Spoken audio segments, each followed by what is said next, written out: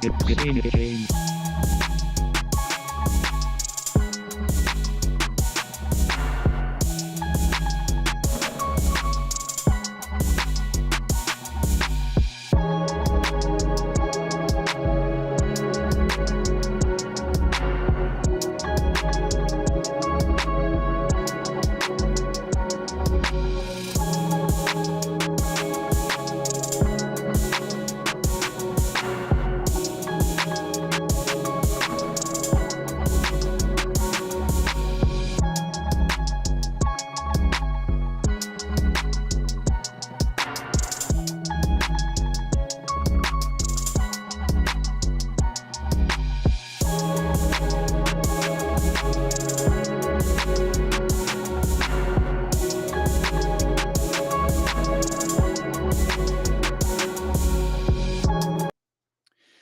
All right. Hello, people. How are you out there? Thinker St. James here, along with Chase Parton. This is the Free for All, and this is the 2025 year in review, everybody. We're coming together. We're going through all of the highs, the lows, the comedy, and the tragedy in the sport of mixed martial arts for the year of 2025. Chase, how the hell are you? Dude, I am good. It is another week without UFC fights, so we are doing our best, but it is Friday, and of course, we are here to give our recap for the end of the year, especially, specifically on the bigger moments and key points. So I'm just really excited to talk about a lot of these. Absolutely. Well, I appreciate that. And, we're going to go through all of these things. I want to, before we even get too deep into it, I do want to give a shout out to Napoleon Bonaparte, who does a fantastic year-end recap video of his own.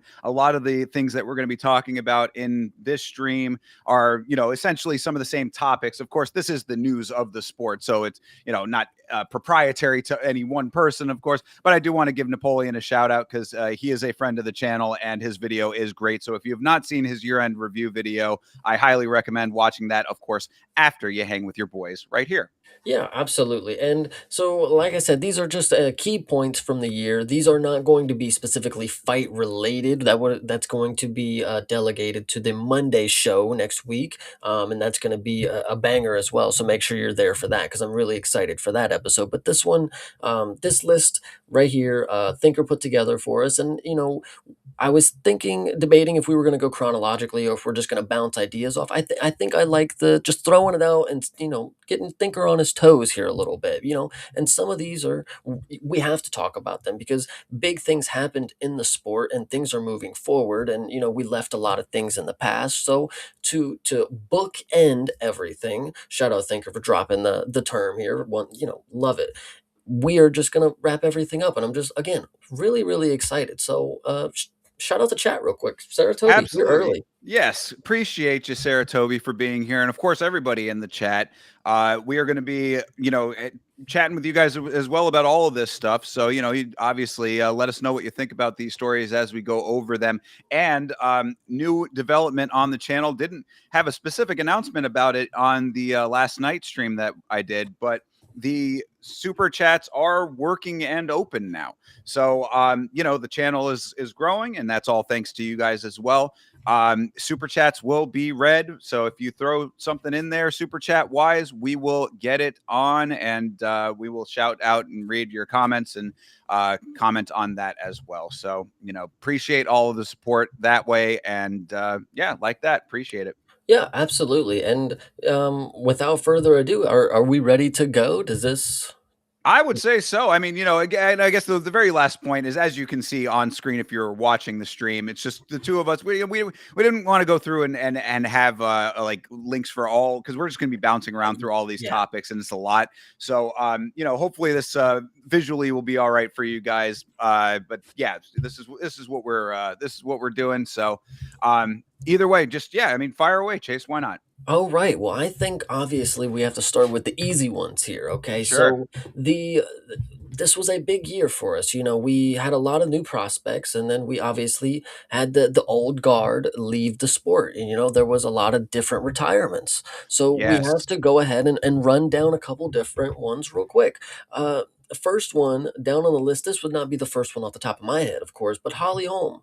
And then Yes, go Holly ahead. Holm retiring. I mean, so like the you say that it wouldn't be first on your list, but when it comes to accomplishments, I mean, I think that there really is something to be said for being the woman who started the downfall of who was the women's goat at the time. I mean, this is the woman who dethroned Ronda Rousey, and obviously Ronda's career ended up going the way that it would go thereafter. But you know, up until that fight with Holly Holm, Ronda was unstoppable. I mean, or at least considered that way. Now we all knew, if you were really paying attention to Ronda's style and what you knew about her, or whatever, you know that there were elements of her game that were somewhat lacking and that needed to be exploited. But really, I mean, the bigger thing with Holly was that Ronda was not able to get to her game plan at all.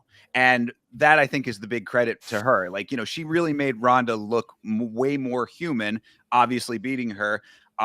It's a major accomplishment. So everything that happened with Holly thereafter, I think is, it's going to be what it's going to be. Holly also not necessarily goated status, but she will always have the place in history of being the woman who dethroned Ronda. Okay, so would you say she's the Chris Weidman of women's MMA?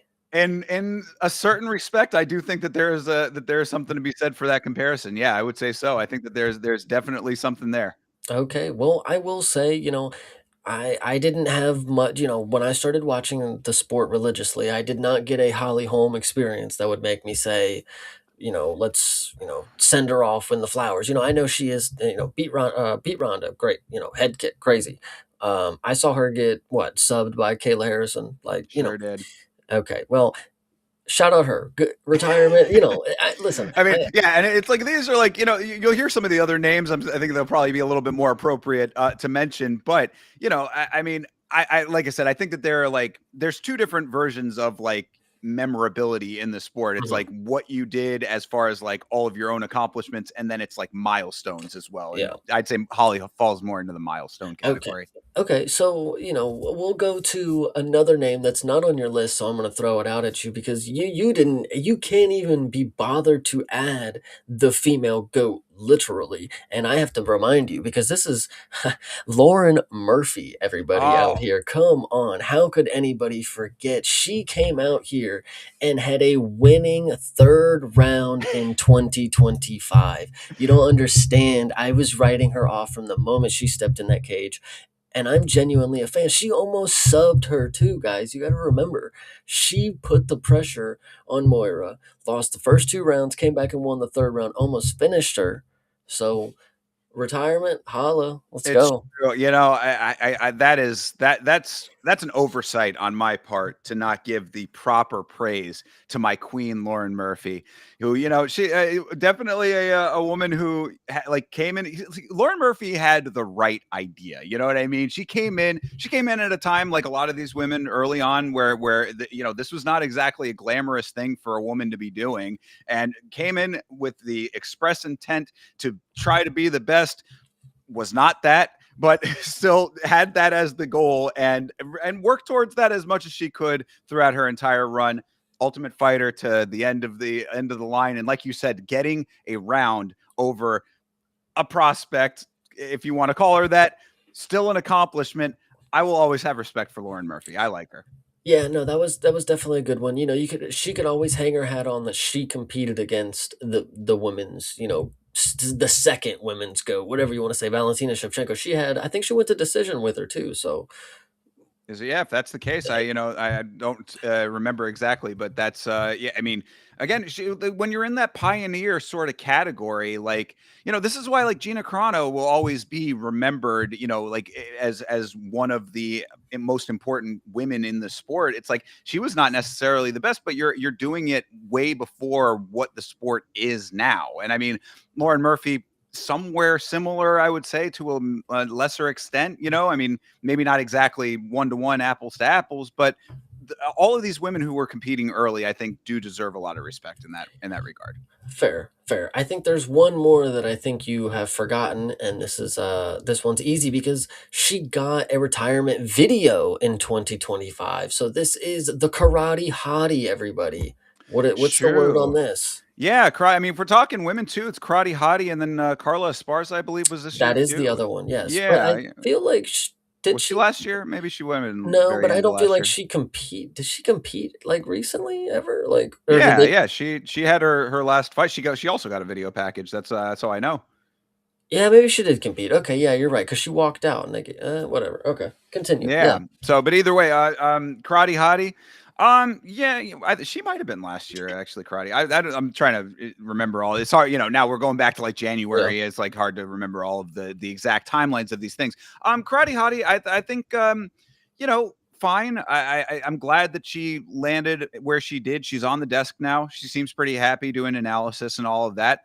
Not again, these are it's like how do you rate all of these careers, right? It's like they're not necessarily like the highest of the high, but like, what? Oh, They got a video package, buddy. How do well, you rate their careers? we These guys are fucking goats compared to those bums over there. Like, what the hell? true. We did, and we had a lot to say about it when it happened. True. But yeah, with Karate Hottie, I mean, I always liked her. I got it really holds a special place in my heart personally. That was the first time that I ever went to see the UFC live was Karate Hottie versus Joanna. And that was an amazing event for me. I mean, being able to see that up close, and I mean, I told the story a couple of times already, so I won't rehash all the details. But being on the floor for that and being able to be essentially cage side for that main event was like otherworldly. So Mhm. really, yeah. So I, shout out to Karate Hottie. Nothing wrong with that. Hell yeah. And then the other two that are on your list, I'm saving them for last because Sure. those are the most important ones. But one just happened more recently that was a little overlooked too. This is the second, potentially third retirement of Henry Cejudo. So Oh yes, Henry. Gosh, didn't even. Yeah, didn't have Henry on the on. why would Should have. you? I mean, he's Well, retired like four times, you know? Definitely that, and also that I mean, I feel like we're talking about all of like the people who's like these milestone careers or like the different navigations. I think Henry overshadowed his own greatness with the retirement, the initial retirement. You know what I mean? Like I feel like he was playing this dangerous game of trying to know your worth or whatever. Like I'm going to go out, I'm going to hold out for what I deserve, blah blah blah, this and that. That backfired spectacularly, and then he comes back and has this less than stellar run on the other side of it. It's unfortunate because really, aside from all of the outside of the cage stuff that comes with Henry was a ridiculously good fighter, and Triple C. There's a reason for that name. You know what I mean? Like it Henry is an unfortunate case of getting in your own way, like when it comes to how he navigates like as a person, his personality overshadows sadly some of the greatest accomplishments in the sport. So, I mean, shout out to Henry for all that he accomplished for real. It's unfortunate that you end up where you're at with like the way that you kind of present yourself.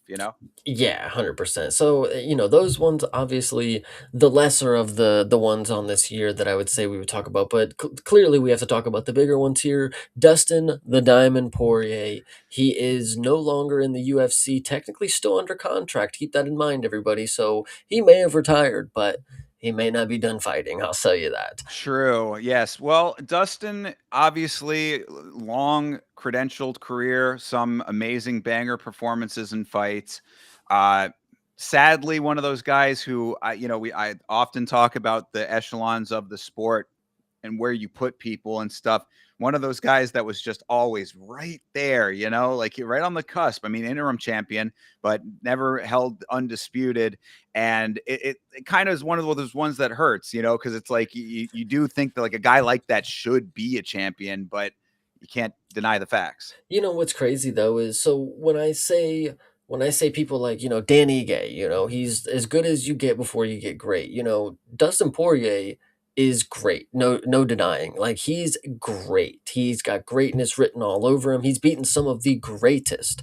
The actual belt holding, being champ, that's a lot of politics, to be honest, and I think Dustin didn't really have the star power to ever be, like, a true, like, he couldn't be a Connor kinda deal or an Islam or an Ilya, so I think he fit right into where he should've, like, he stayed around, he didn't flare out like a lot of the other people who don't have like the major star power.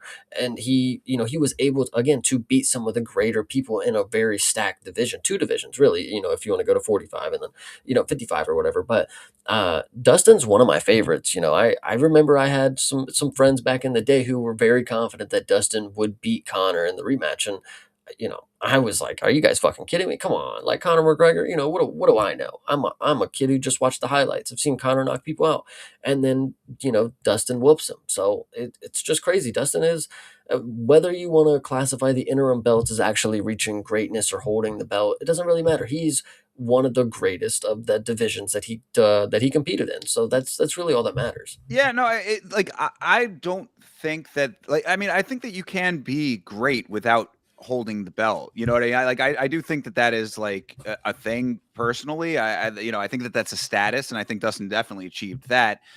Yeah, that's, I think, kind of like a personal kind of opinion about that element of it. I just think it's unfortunate for him specifically, having been in the sport so long and doing as much as he did, like, for the sport, really. Because I mean, in a lot of ways, like, when you span generations like he did, like being around as long as he was, and actively at a high level as long as he was, it's just unfortunate that he didn't get to achieve that. Like, I think he kind of deserved it in a way, even if he didn't achieve it. The craziest thing about what you're saying is, so he spanned generations, eras, whatever you want to say. Like I said, he is great. He's one of the greatest. Right. And it is specifically being a boxer. Like he's never somebody who's, he's got jujitsu. He shows it, of course. But when it comes to wrestling and grappling, I mean, it's not his first instinct. He loves to box, clearly. And he's one of the best boxers that the UFC has ever seen. And it should show that because he's able to withstand the different changes of guard in the eras, and it's strictly off of one main skill set. He's never really had to adapt his game to others like that of when Islam came around. He was striking with him. Sure. He didn't say, all right, I gotta wrestle with him, I gotta shoot, and I gotta show him that my jujitsu's, but no, it was always in the back pocket for Dustin. He always led the fight with his hands, and he was always a dog. A lot of people, and there are some people in the Discord, not going to name them because it's really funny that they are kind of the last 10 seconds of Dustin Poirier's career was him shooting to clinch with Max Holloway. That's the unfortunate part of the reality. But the other 10 years and 50 seconds, they were a hell of a career. So I don't care what anybody says, And man. real, I mean, look, at that point, that shows you that this is the time to retire. I think that like I think that it's exactly fine. Like, you know what I mean? It's like, if he had gone, like, yeah, of course you'd, like, it would have been nice to, like, be like, yeah, oh man went out with the fireworks that he always had. But it's like, there's a reason that he's at retirement stage. Yeah.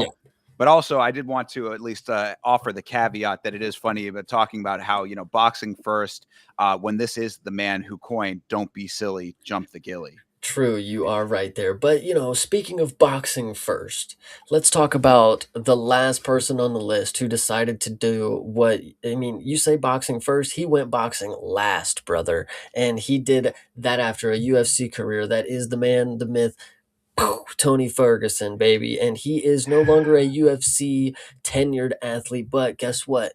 That don't stop. It's Tony time, baby. It's boxing. Whatever Dazen has got to offer or Misfits, he'll take it.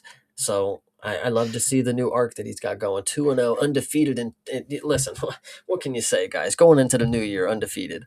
I know you were referencing the zone there, but I do like the idea that Tony is literally just fighting in a days in. Yes. No, yeah. Look, dude, what we had, I really, I think that the when we talked about Tony boxing on an earlier episode of the free for all, and I think that I summed it up really perfectly in the post UFC era of Tony. If you are a Tony fan, then you just are happy that he's getting wins at all. Because really, what the sad part is when we talk about, bringing it back to the UFC, you you cannot deny that there are two distinct eras of Tony Ferguson when it comes to the UFC. There was the nightmare Tony that everyone was like, man, this guy is one of the most creative strikers, creative athletes in general that the sport has known. And then a clear and definitive second half where it was the worst losing streak that we have ever seen in the sport, that almost is, in a weird way, kind of like a roundabout, like, backhandedness by the organization to even let it go on for as long as they did. Now I understand why they did, and I don't think that it's wrong that they I mean, Tony is a fan favorite, and you respect that. So I get all of that part of it, but like I really don't think that we're going to see, at least for a while, another version of this where you had a guy that was like as revered as Tony, and then the losing streak on the other side of it. So it kind of occupies somewhat of a unique position. Well, they always say history repeats itself, and Tony's his arc was very reminiscent of what BJ Penn had went through. He was very dominant leading up, and then immediately just hit a wall. Like I don't even I like the record that they 0-6, 0-7, whatever it was. Like it's crazy. The crazy after the downfall. But listen, Tony's a fucking legend. Anybody who watches mixed martial art, like that's the thing. We go back to there's fighters, there's mixed martial artists. Tony is the Venn diagram. He's in the middle there. He does have that fighter will, but like at heart, he's got like that Bruce Lee mindset. He wants to be water. He's True. kind of just he's in he lives mixed martial arts. He's one of these eccentric personalities. Like, Yuri and Tony, there's some similarities between they live martial arts, they live a specific way, and it's not the common man. They do things differently because they're involved with martial arts, and Well, that's just what they do with it. that definitely that, and also it goes again. Another point that we had made previously talking about him is its authenticity that I think goes a long way. It's like you talk about them being different as martial artists. They're also just different as people, Mhm. and that goes a long way with the fans. Like I am never one of those people that, like, I don't mind if you put on a little bit to sell fights, or if there's a different person that you are at home versus how you are in public. All those things don't really matter all that much to me. Really, I care most about how you fight. But like, there is definitely a distinct and noticeable difference between people who are, one way and another way versus the guy who just goes in and is himself at all times. And Tony is always that. I mean, you will never get Tony Ferguson not being Tony Ferguson. Well, and that's the difference. You have the people who will wear the sunglasses in the press conferences so we can't see how nervous they are. And then you have Tony Ferguson who wears sunglasses every single day of his life, and he has a cane that he walks around and props up. There's levels to this game. There's cool, and then there's Tony Ferguson. So shout out to him for having an illustrious UFC career. I'm excited to see what he's going to do in this boxing shit. I genuinely think, and now I know the last guy that Tony beat was like a decent boxer. He beat him, and he beat the life out of him for a good amount of time. Whatever you want to say, but like I think it's possible that Misfits will like make some sort of way that he can just continue to win. If he goes 50-0 in boxing, he just fucking beats Floyd's record. I wouldn't even fucking care. Who even knows? Like that would just be hilarious, and like it would be such a Tony thing to have happen. I wouldn't even care. The destiny of Tony Ferguson is beyond me as of right now. What I saw from him in the UFC is not what I saw from him in boxing. What I see in boxing is a cold blooded killer, and this dude's gonna go to the top. So he's already a champ and an interim champ or whatever he took on the last one. I don't know. Well, yeah. So I was to say, I mean, you're talking about like Misfits, like setting him up to be that. Shout out to 46 Vet hanging out with us. Appreciate you, bro. Like, Facts. being an influencer. Yeah. I mean, this last go we were talking a little bit about that, the guy that he had fought, the Spencer dude. Don't know too much about like his influencer versus fighting credentials, but to your point about saying like, can they like set him up for that? If they've got a whole slew of other influencers coming in, then they sure can set him up for that. And again, like, this is why these other organizations being around and there for fighters to go to and continue on after the UFC is perfectly fine by me, because there's a reason that people like these guys. There's a reason people want to continue on supporting these fighters. If they are like, because Tony is one of those people who is never going to stop fighting. Like he will fight until his body physically will not allow him to be in there. And like, And if they even then, they'll have to stop him. Like, they're we gonna have to won't. pry Yeah. him out. Yeah, it's very true. So it's like, that all being said, like there are places that they can do that. There are places they can still win. I think that there is a great value to that, and I'm happy for Tony in the big picture with that.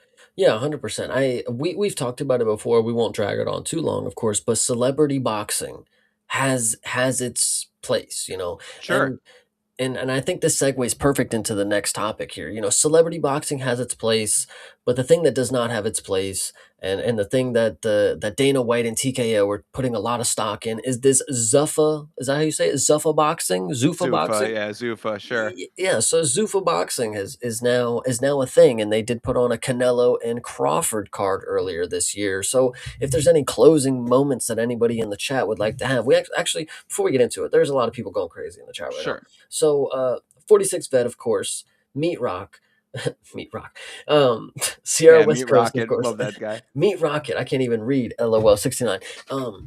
Yes, so Zuffa boxing. If anybody has anything that they would like to say in the chat, please say it now, because I don't think there's going to be much that I have to say. So I'll read it off. But Thinker, go ahead. Zuffa boxing, Canelo Crawford. Yeah, so, I mean, really the big thing about this boxing endeavor, I would say, is that it's a fulfillment of Dana White's lifelong desire to be in the boxing world.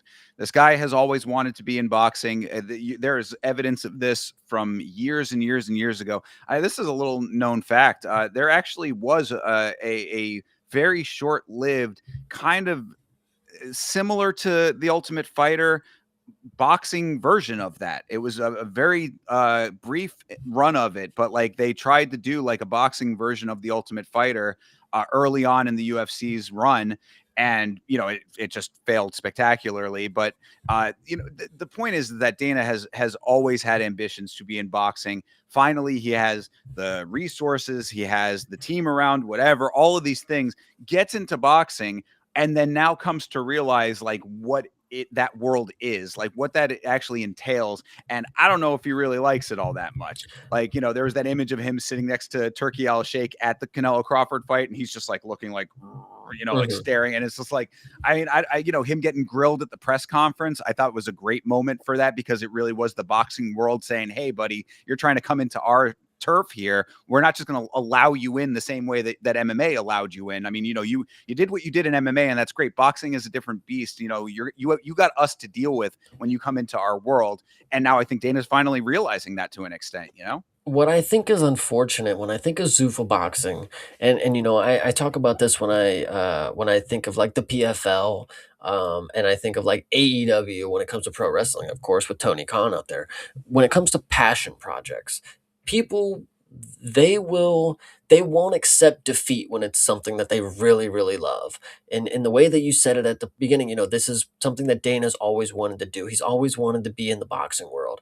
I feel like, I mean, obviously Canelo and Crawford are making fucking, so much fucking money for, Netflix and TKO and wherever this is at for Zuffa boxing. But if it may or may not be the most prestigious and or crazy, like, I feel like it might be eating the money out of Dana's pocket. Of course, he makes too much fucking money for it to matter, but even if it's like a failing project, it's his passion, and he'll probably just tank with it. He's going to try to make it work no matter what it is. And that's, boxing, in my opinion, again, going back to the celebrity boxing, I think it's just that has a place. Professional boxing, when it comes to the competitiveness, like Canelo and Crawford, it's just personally not for me. And if that's what Dana wants to do, that's cool. But personally, I think he's going to be riding the ship down to till it sinks. Yeah, perhaps. I mean, there's also the issues of the Ali Act getting altered and all of that kind of stuff, and how that affects things, of course. We're gonna have to see what ends up actually coming down legally with all of that. The way that they want to do like a feeder system, with like basically like using Zuffa boxing as like a way to prop up new stars, like take prospects and like build them and stuff like that. it all remains to be seen if that's going to be viable in the boxing landscape. But it does. It is a nice, like, it's nice to see for a guy who has done as much in this world as Dana has. I mean, I often have a lot of criticisms of his business practices, all of that. You cannot deny the accomplishments of the man. So it is nice if this is something that he's wanted for that long for him to accomplish that. I just don't. I think that this is one of those cases of, like, be careful what you wish for. It's almost like a monkey's paw kind of thing. Like you go so deep into it, or put all of your passion into it, and then you find out what it actually is when you're in it, and maybe it's not as green the grass that you were thinking it was going to be. Yeah, I'm personally not I keep up with TKO when it comes to their pro wrestling and when it comes to their mixed martial arts endeavors.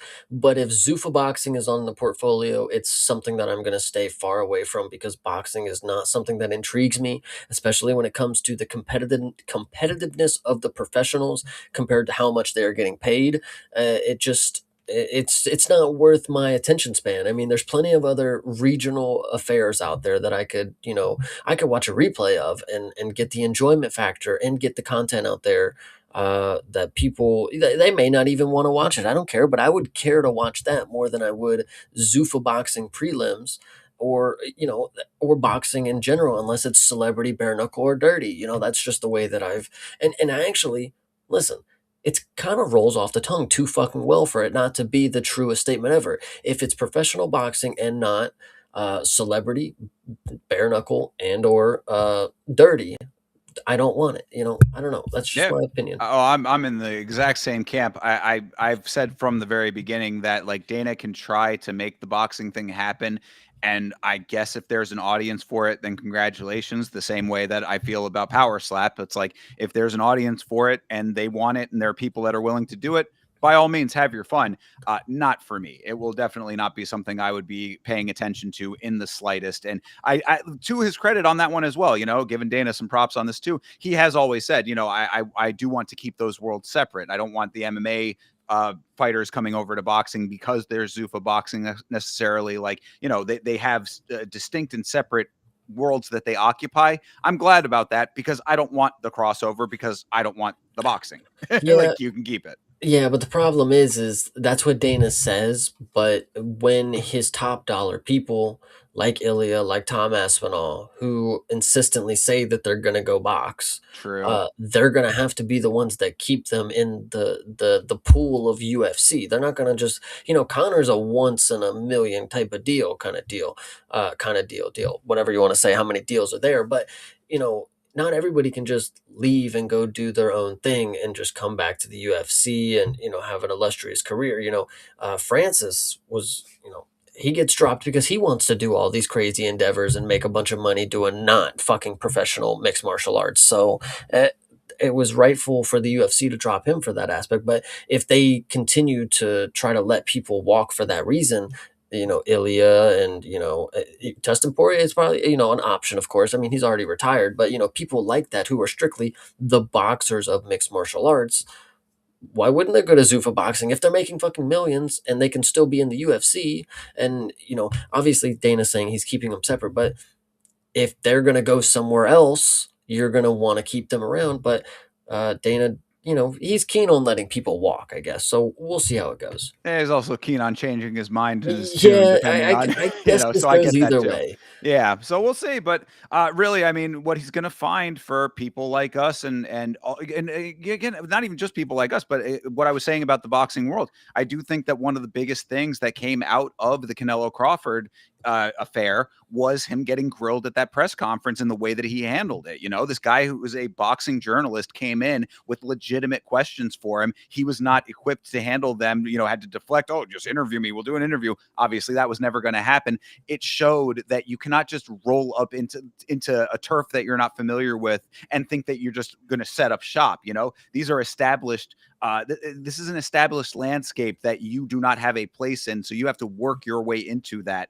And for you to just drop in out of the sky, taking the two of the largest boxing names in the world and dropping the card on us like that, like, it doesn't just automatically grant you access to something that is a long and tenured tradition in its own sport. So, we'll see how he ends up being able to navigate all of those elements of it. I just think it's very interesting to see, somebody get what they've wanted for so long and how that looks on the other side.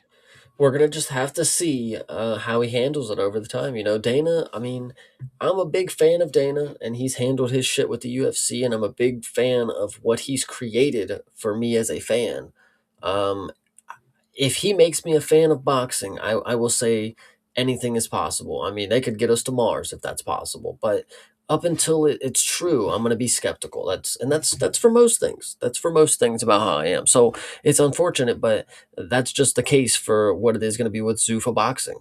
And I think that's a great segue into this next one. If you have anything else left, No, all I got to do is shout out to Davos checking in with us. And of course, again, Meat Rocket. Appreciate you, brother. he's the thinker. Well, I mean, the doppelgangers abound, apparently. So What happened to the Curtis Stanley Yama show? I gotta check in with that guy. So, that's God, I that fucking shit. You're hilarious. You're hilarious. Anyway, so Zuffa boxing and the potential that it has and what Dana wants it to be. These are great segues to talk about this next promotion that we almost got to see a visual of. Me personally was very skeptical it was even a real thing considering the trailers for this promotion, GFL, if anybody was wondering. This all started out with promotional videos of AI UFC veterans and PFL people ready to come out of retirement and join this new promotion called the fucking what the hell was GFL even stand for? I don't even remember. Global Fight League, I That believe. is right. And this was a new promotion that was going to be benefiting the fighters. This was going to be in service of the fighters. This was going to get rid of those big corporations who run everything and take every dollar off the top and don't give it back to, any of the retirement funds of the fighters or any other thing that they don't fucking get. I don't know. But the GFL had big plans and, the whole year really again talking about a bookend. I mean, we started out with the GFL being announced, then we got a trailer, then we got told that they were never fucking coming, that we're just not having it, we don't have an event and we're not coming back. Then we get people saying that they weren't even, we weren't even going to fight, we just took their money and just like dipped out on them, like I mean, if that, you got people who were not actually even signed in the first place getting that is announced as being true. signed. I mean, Yeah. this was the GFL. It it's a crazy story in the big picture, really, if you think about it. Like the fact that it was going to be this yet another organization with this convoluted system of teams and teams going at each other and regions and this and that. They had that draft stream. That was where, of course, that AI video was premiered. With all of these like Paige Van Zant and Tony Ferguson was on there too. A couple of names that we've talked about. Sage Northcutt. Sage Northcutt. I mean, this whole experiment was very interesting. I think it unfortunately overshadows the good things that what you were describing just before, where it's like at its core, an organization like the GFL could do for fighters something that is not often done right now, which is offer them representation, offer them post-career support, offer them insurance that they don't necessarily get elsewhere. There were elements of it that I think had a lot of value. It was all cloaked in a whole mess of ridiculous bullshit that just ended up to the point where they weren't able to even get off the ground. And one of the funniest parts about it, I don't think that we ever ended up getting to this point because it came out a little bit later on down the line, as information was cropping up after the aftermath of everything. But apparently, a lot of fighters, the way that they were enticed to join, quote unquote, join this thing, like be a part of it or whatever, was that the organizer of the GFL would show them a screenshot of his bank account having like $40 million in it or whatever. And apparently that money was just in there for the screenshot and then was just off wherever the fuck that money ended up going. So it's like this whole thing was just such a wild story if you really break down all of the details of it. Like it sucks because it could have been something good for the fighters, I think is what really makes me sad about it. But if you take that aspect away, it's just a wild tale. Yeah, no, that one, the GFL, man, it's unfortunate because we get promotions, and we get promotions like Karate Combat, and the Karate Combat is the perfect example because they are a promotion that don't know what the fuck they're doing, but they went for it, and they're failing as they go, but they're still able to keep keeping the wheel going for as long as it comes. It's slowly coming to a stop as we see. They go January, February, March. Well, we thought we can't go April, can't go. We almost had one in May, didn't get May. I think we actually did get May, but then June, July, August, September. Then we get one October, and then who even knows when the next Karate Combat is now because the people aren't even getting paid over there. Which I told you guys, they're getting paid in crypto. Like this is not a new thing. There have been people again. This goes back to the GFL, and this goes back. People think they know everything. They know the next big thing. There were NFL players were electing to get their paychecks in Bitcoin, at a time. I'm sure there were Karate Combat people out there that said, "No, pay me in your karate coin, and I'm good to go." And we know it's worthless, so they're worth nothing as a Karate Combat athlete under whatever circumstances that they are contracted there. It's pretty crazy. So Well, just little shameless plug, a whole video on the channel currently right yes, now about Karate Combat and everything that Chase is talking about. So if you're not familiar with all of the things that are being discussed with Karate Combat, watch the video and it'll catch you up on that. Yeah, but your point is definitely correct. Like people thinking that they like really, I think that it's a broader point that also is correct with the same thing. People thinking that they know the next big thing. It's not just the crypto aspect, it's the GFL in general. mhm. This whole idea that like, okay, we have an idea of like the next version of this go forward with the sport that's going to be revolutionary and we're going to change the landscape of things. And it's like, you don't even if you have the resources for it, which we're seeing with PFL. I mean, PFL has a massive amount of backing, not exactly changing the landscape of things. Like there is so much that like goes into making a successful fight organization that I just don't think that these people, even with a large amount of support, realize when they're trying to endeavor with this kind of stuff. Like it's way more intricate and involved than they're giving it credit for, and just thinking that they can throw money at it and it'll just automatically be a success. Definitely not the way. I just am am fascinated by the idea that there was a phone call or an email set up and they said, "Meet me here, we're going to have a meeting." And a guy walks in and he shows him a picture on his phone and he goes, Yeah. You Oh, see that, right? That's look, I said, $40 million. look at all of those zeros. Yeah. That's Yeah. absolutely That's legitimately the case. And people buy. I mean, like that, it's a crazy thing too with that because like it always like kind of boggles my mind when like you have, let's say you have a product, it's a new product or something, and they get a celebrity endorsement, and how far a celebrity endorsement goes when it's like this person, just because this guy is an actor in a film, why does he know what the best brand of shampoo is or something like that? You know what I mean? Like, but people respond. So the same way of what you're saying with the guy showing a screenshot, it's like you see all of those dollar signs. It's like, well, obviously he's got some, he must know, I mean, but it's just, it's perception becomes reality, but then reality bites back. Yeah, yeah, it's absolutely insane. GFL, a short-lived idea. It is safe to say that it is done and dead. I mean, I don't think we're ever gonna see a GFL mention ever again, in my opinion. Like, they It gotta sweep this under the rug at this point. And if we do see something, it'll be something similar but rebranded. Like, they can't go with GFL at this point because we all know how major flopped it was. Like, You're right. No, absolutely. I mean, and the fact that the guy, like the main dude, was saying that he still wanted to try to get it off the ground, they were going to rework it and all of that. I mean, the perception is certainly, ingrained in our memory now of everything, and the amount of fighters. Like this is another thing that with that too, and something that all organizations need to realize. Karate Combat comes into play with this as well. Is that when you are not acting like, even if you have some unscrupulous business practices, which it seems like a lot of organizations do, whether they want to or not, if like it catches up with you, it will always catch up with you. And when you're just starting out, like there is no way that you are going to be able to escape the massive amount of people that you're bringing into the fold. You've got all of these fighters, some who are not actually even contracted to your organization, that you're bringing in. That's all a mouth with a platform that will be right on the other side to say this is bullshit when everything inevitably collapses. So like to try to like organize something like this and think that the word of mouth is not going to get out even if you like try to keep it under wraps is really short-sighted, you know? I want to say you told a short story about one of the executives or whatever at the GFL.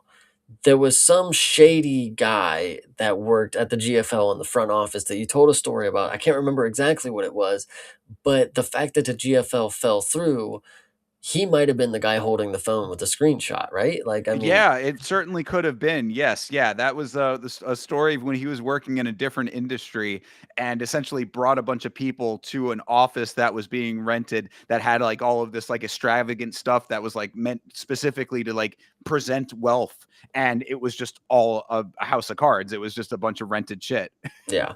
Yeah, so, that's how that goes, that is the real world, everybody. That should just show you that money doesn't exist, and the people out there who have a lot of things, it is just on a screenshot that they then send to another person to screenshot and then, send show another guy and then get them to sign a contract, and then now they own them for 6 professional bouts, that's just how it goes. Or in Francis's case, you just request things from them, like a plane to France, or this is how you win back on your end of the contract. Is you just get mansions and planes and private jets. Sage Northcutt was probably in just a fucking model home or something for his fucking video for the GFL draft. Like it's pretty crazy now that you remind me that we did witness a draft. And I remember when the thing started, I was watching it and saying, this is like pre-recorded or something. Like this is like the it's AI or pre-recorded. Something's going on. And it was weird. And yeah, so I don't doubt that the GFL is gonna come back under a different name, but nobody's gonna ever believe that the global fight league means anything because of all the things that we just listed, of course. Absolutely. And now it becomes a very fascinating, bizarre footnote in MMA history that we got to live through in the span of a year, basically. So, n- really, I think what the bigger point for all of that is that your boys were here from the day one to the execution date. We were, because this is before we even were doing the free for all. We were talking about this on last week's fights. Like we were keeping up with this GFL every step of the way. So, again, it's something just kind of a footnote in history now, but who was here? We were here. Absolutely. And so, to go ahead and end the GFL talk, I think speaking of the things that we were here for that are interesting things to note in the span of the UFC, of course, Dana White was added to the board of Meta is on this list to talk about. Now, this is interesting because one, Dana is a billionaire. Meta, the Meta corporations, whatever the fuck they're called, the metaverse thingy-mabobbers, they're also a billion-dollar corporation. Um, Money isn't real. Billions of dollars couldn't even fit in like the United States anymore. Like this is too much money to even fathom. And billionaires getting together with other billionaires to form, conglomerates together. I don't even know what's going to happen. This. What has Dana White offered to the Meta other than just being another billionaire? Like he's no different than another guy that sits in the chair right across from him that has $87 billion to give another corporation that is also bald. So I don't know what this move does for me personally, but it is something to note. Like Dana White is an important person in like when I'm going to say this in a way, American politics to say, because when it comes to these big corporations, the big people that run these corporations, they are the big, they're the world, the powerful leaders in America. I always think back to Vince McMahon, the WWE.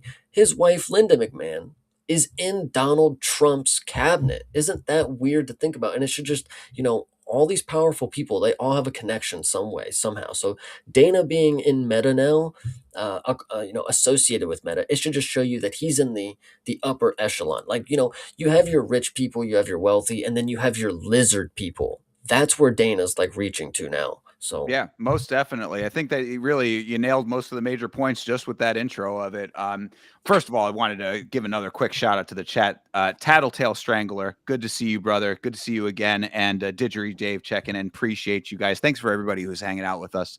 But yes, as far as this Meta thing, yeah, you're right. I mean, Dana was added to the board of Meta very early on in pretty much right after the election.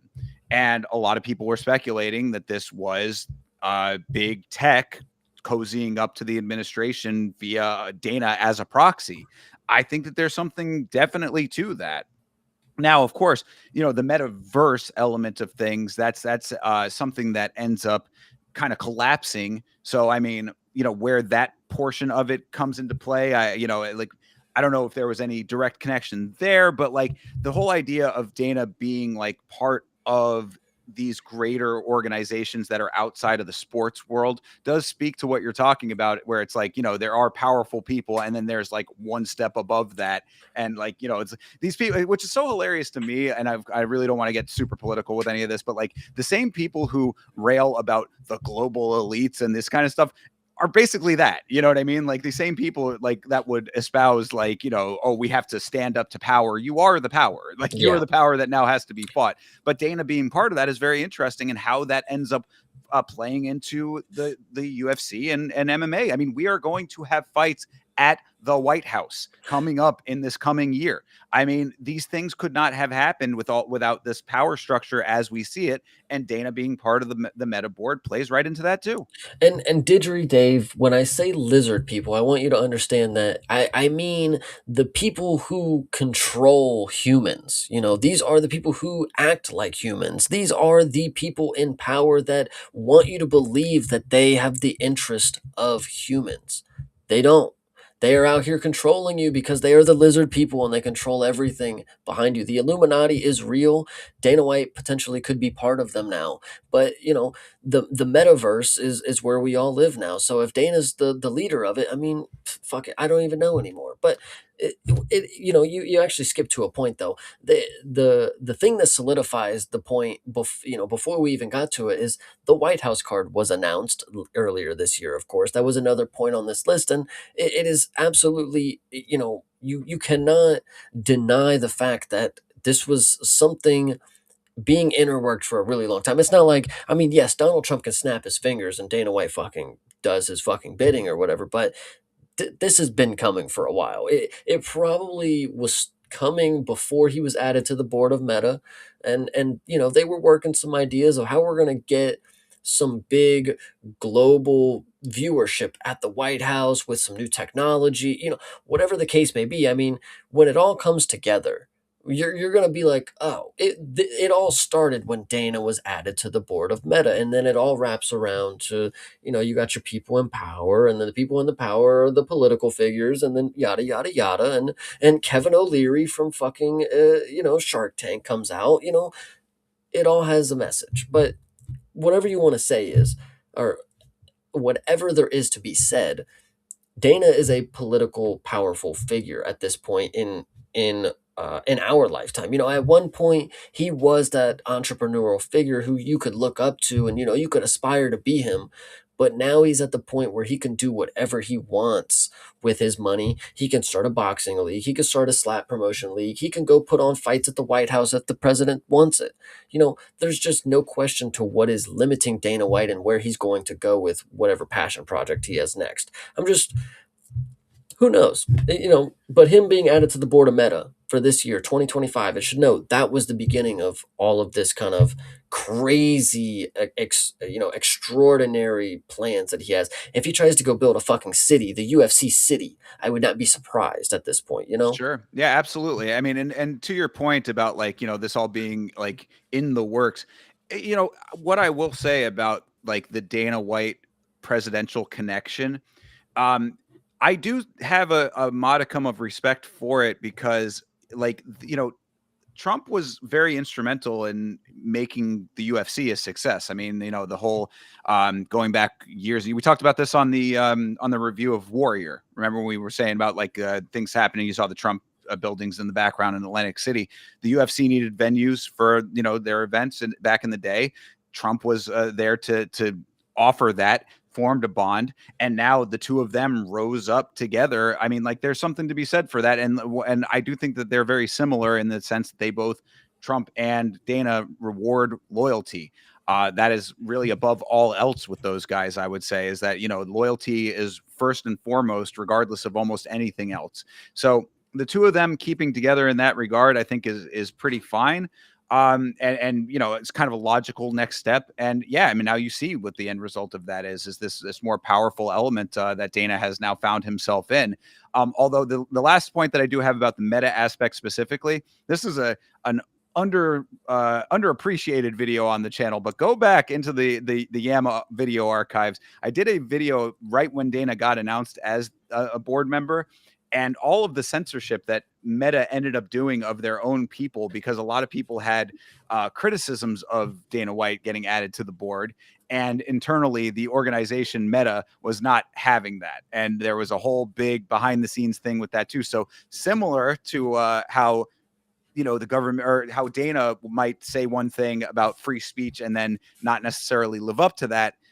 Meta, by extension, did something very similar to what Dana does, where it's like, yeah, you have free speech in the UFC, except if you ask the wrong questions. Yeah. Meta kind of doing the same thing. So a little bit of an odd parallel there. Yeah, absolutely. And speaking of an odd parallel, some may say this is one, but going into our next topic, I mean, it's still similar to what we were talking about. We have the White House, we have Donald Trump, we have Dana White. Yes. So Conor McGregor, John Jones, and others were at Trump's inauguration. This is another big thing that happened during the year. Connor, obviously, we have more things to talk about with him here in a few, but Connor was, all over the place. John Jones celebrating with his boy Donnie, and I forget actually who else was there. But The Paul brothers. oh, so anybody and everybody. Vince McMahon was probably there as well. By the way, I brought him up earlier, but if his wife was there celebrating, he had to have been lurking somewhere. Come on. Was that pre the most recent Vince Oh no, allegations? that's after. It was after. Wow, that's wild. If that's the case, that's crazy. Yeah, but either way, so Trump's inauguration. I don't have too much to say about it, but we have UFC fighters that are chummy with the president, and they're all trying to want to get on this UFC card. I think this would have been before it was announced, but it looks better in hindsight. You were going back to they reward loyalty. Shit, they were sucking him off at his inauguration. I might as well get him at the White House. That, I mean, literally took the words right out of my mouth. I mean, this is exactly, I understand entirely every time that Trump is at an event and all of these fighters jump in the cage to go shake his hand. It's not necessarily just because he's the president, people. I mean, like, there is probably a part of that. And that's fine. Look, I mean, however you feel about it, I do still think that there is something to be said for having a level of respect for the leader of the free world. That aside, there is a respect that, or not a respect, there is a loyalty that is valued above all other things. And knowing where your bread is buttered, I think, is a self-preservation mechanism for a lot of people. And also, it comes with its own perks on the other side. It's not just being out of like a negative standpoint with people, it's also the positives that come from it. I got to go to the actual White House to go see the inauguration because I am a fighter in the UFC. How crazy. You know what I mean? Like, so these are the perks that come with being that loyal to the organization and the president by extension. And that definitely leads into the next step here. So Connor obviously went to the inauguration. Connor Sure did. visits, but he visits the White House. He has a grand old time. He loves what he's doing there, and then he announces that he's also going to be a president of Ireland. He's He he's, he's liked it doing it. so much that he was like, you know what? I'm doing it too. He walked into the Oval Office and saw Donald Trump with his feet up on the desk, his Diet Coke and McDonald's, and said, "This shit's fucking awesome. What the hell? I could do that. Like, what? Like, come on." So, yeah, Connor decides he's going to be the president of Ireland. He makes a whole video. He has a good little post about him wanting to change Ireland and do a different whatever the plural of that is, candidate race than the other people have in Ireland. And, he obviously wants to take notes from Donald Trump. This is, you know, people don't want to admit it. And, I know a lot of people, not a lot, I know a handful of people outside of America, but people are really fond of Trump. They do really enjoy the fact that he represents America. He's the American leader. And, Connor, in a way, I think he's the same thing. Like, he looks at Donald Trump and he's like, I want to be just like that. I want to be a powerful leader just like him. So Yeah, well, I mean, there's a reason for it. The charisma aspect of things, I think, goes a long way. The messaging and the presentation of power, I think, goes a long way with people. And I think you're exactly right. I think Connor saw a lot of that and saw that in himself. Now, whether or not he could actually deliver on that is a different story. And my favorite point of all of that element with Connor was when he was at the White House and got into that impromptu press conference where he was like in the press room and then was at the podium, and it was just supposed to be like a photo op, and then he starts like answering questions for the press, and all of a sudden he's like, at the podium as if he was a political figure, and the press secretary lady is like, all right, I think we need to get you the fuck out of here, like it was. I loved that because it did show that Connor, like, all, it takes a very specific type, and Connor has grand ambition for himself and a grand perception of self. Connor believes these things about himself, but when it comes down to actually being able to execute on these things, you find the other side of the coin. Well, so when you talk about execution, Connor, he is never one to miss execution. He has always been 100% on point when it comes to getting his point across. And so, getting into the next story that Connor led the headline for in 2025, of course, right after. Well, a little after he announced his presidential run, he ends up sending nudes to Azalea Banks on Twitter. I don't know if anybody forgot this story or if needed clarity. Conor McGregor sent a picture of himself lifting a weight with his dick to Azalea Banks. Brother had Um, a suspended kettlebell yeah, hanging off of the Johnson. and if anybody, if I were to paint more of a picture here, it was at least a 5 pound dumbbell, everybody. So, what is there to say about that? I don't know. Does he practice this every day? Going back to this situation, there's just too many questions to ask. We did a whole segment on it back when it happened, but this one was definitely a very funny aspect. Right after this dude goes to the White House, sees how Trump's living, it gets he must have learned a little too much from Trump, if you ask me, when it comes to all these cases that he's racking up. But Yeah. so Connor visits the White House, announces presidential run, sends news to Azalea Banks. We're not looking too hot on this trajectory right now. Any thoughts here? I, you know, glad that it was a person that was of age. Yeah, no, it's wild because like knowing everything in the Connor sphere, right? I've covered the allegations against Connor, the more major ones, the court trials and all of that. I've covered them very extensively on the channel, like, hours worth of content around that. And to think that there was that in the background. There's D. Devlin in the background, now his wife, for the longest time, his longtime partner, whatever, now his wife, that in the background, the children in the background, the proper 12. That's not even something that we had on the list, but the proper 12 situation with Artem Lobov in the background, all of these things surrounding Connor's life. And this is what he's doing. Like, you know what I mean? Like, it really, it speaks to a level. I want to say delusion, but like I don't even think delusion is the right word. I think it's megalomania to an extent where it's like you can have so much chaos going on in the background, but you are just so confident in yourself and so secure in the life that you've created with the amount of money that you have, et cetera, all the yes people around you, all of those things, that this is what you choose to do with your time, is to just try to shoot your shot on a random rapper. Yeah, I this one was definitely hilarious. I mean, sending the news to Azalea Banks. I mean, Of who all even people. Yeah, I again, we don't even know, was this like a ploy? Was this a PR stunt? Like, who even knows what was happening here? Um, but the fact is that most people on the internet around that time got to see an in-depth picture of what Conor McGregor carries between his legs, which is an unfortunate picture that I carry with me now for the rest of my life. But it's not as crazy to think about what happens next for Conor, because I don't know if anybody was expecting more. Connor then withdraws from the presidential race.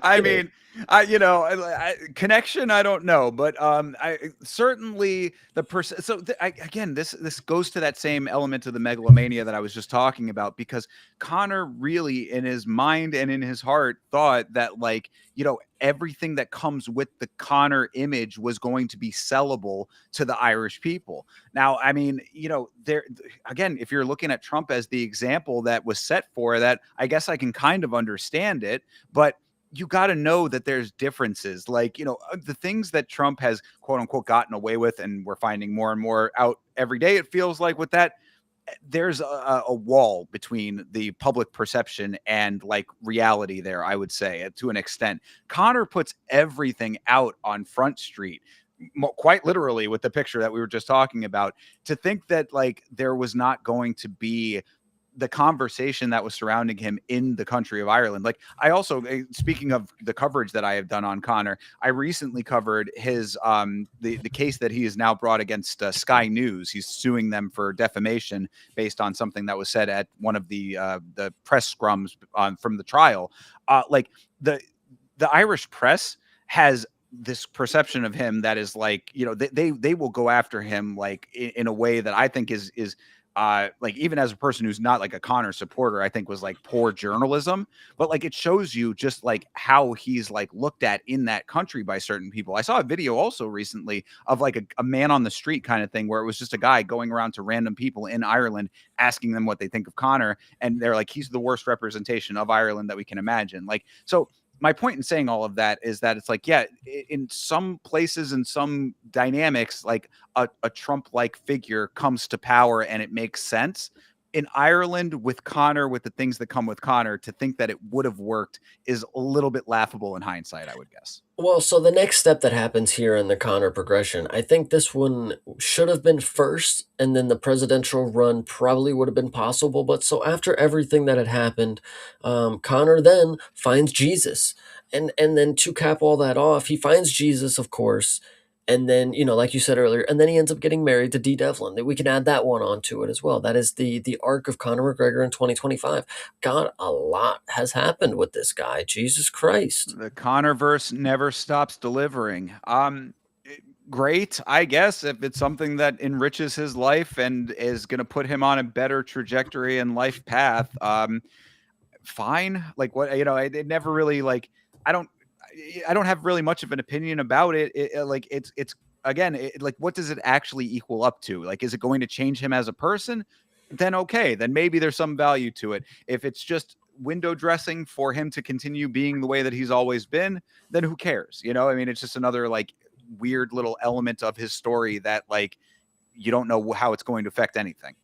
Yeah, 100%. Connor is definitely one of the more eccentric characters that the UFC has ever seen. And, I think when you get to that level of stardom in any profession, if you don't go overboard with it, I mean, are you even living out the potential of what you could be? If you're a superstar, you can't just like go on to be normal after that point. I mean, if you're Conor McGregor, you got to just continue being Conor McGregor and doing the most wild things that your mind can think of, because that's what that's what the spotlight is accustomed to seeing. If they saw you just walking around drinking coffee every day, they'd be like, where's fucking Conor McGregor?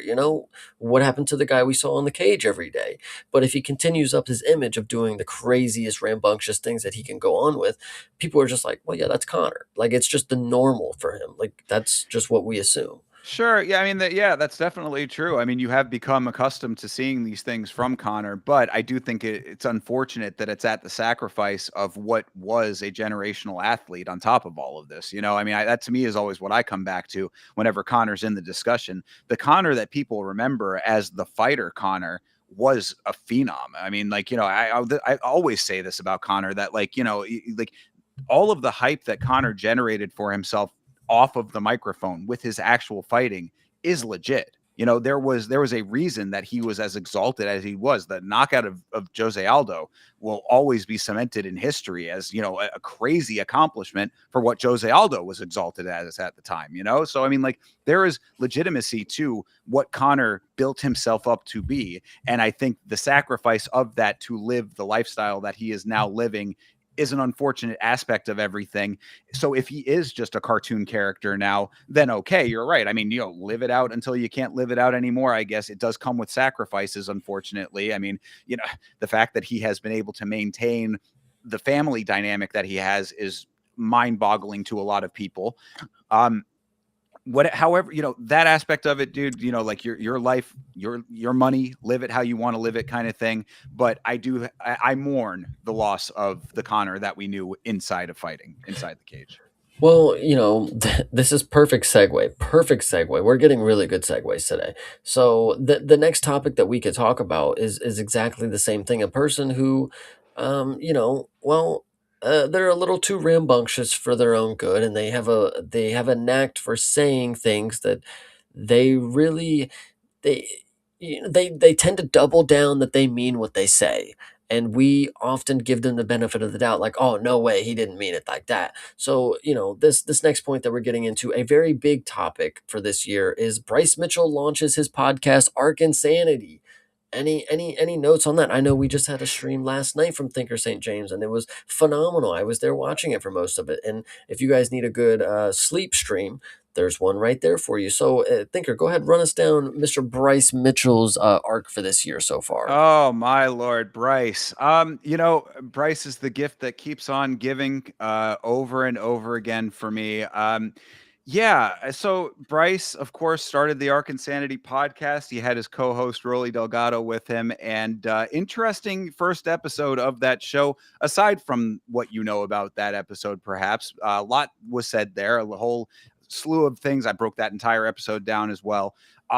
Then, of course, he comes out with the bar of the year. I would say, saying that he thought that the former leader of the Third Reich was a misunderstood guy that he would want to have a fishing trip with, and that he did good things for Germany and all of these kinds of things.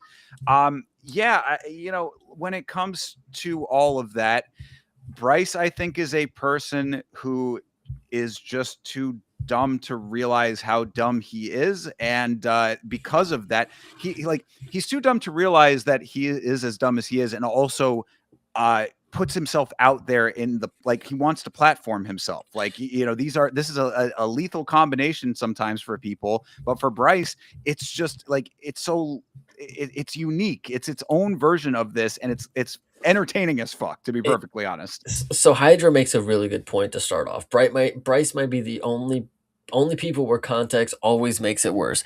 Absolutely, 100%. Wow, the update of Restream for the comments there is crazy. I don't know if you Yeah, can. I'm gonna have to figure that out. But either way. So Bryce Mitchell, when you watch his stream like you were doing last night, there's wholesome parts where he's telling you the most reliable vehicles from certain years. You have things like that where he's telling you to get a Toyota Camry because they have a good engine and shit like that. But then, yes, when you look into the outer context of how this discussion came, you're watching a video where you're waiting for him to describe how Santa became gay. So that's where that's where you just are Bryce is just one of those interesting people that he has a podcast where, yeah, when you listen to him, he does talk from like his heart, like you can tell like he means what he says, but you can just tell like, man, he needs some serious help, like Jesus Christ. Yeah, yeah, it's one of those odd things where there are reasons for it. I'm sure there's a lot of the same rabbit hole that sends a lot of people down the same direction that he has gone down.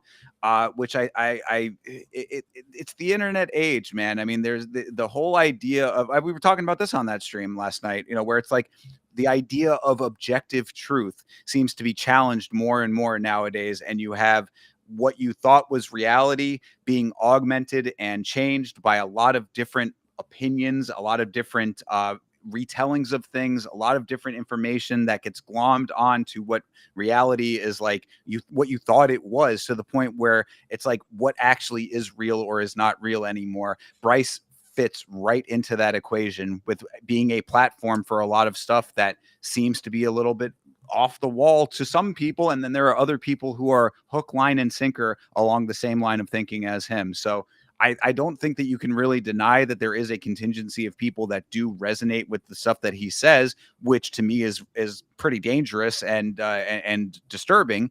But at the same time, it's a reality that you just have to contend with because this is the modern era. I can't agree with you anymore.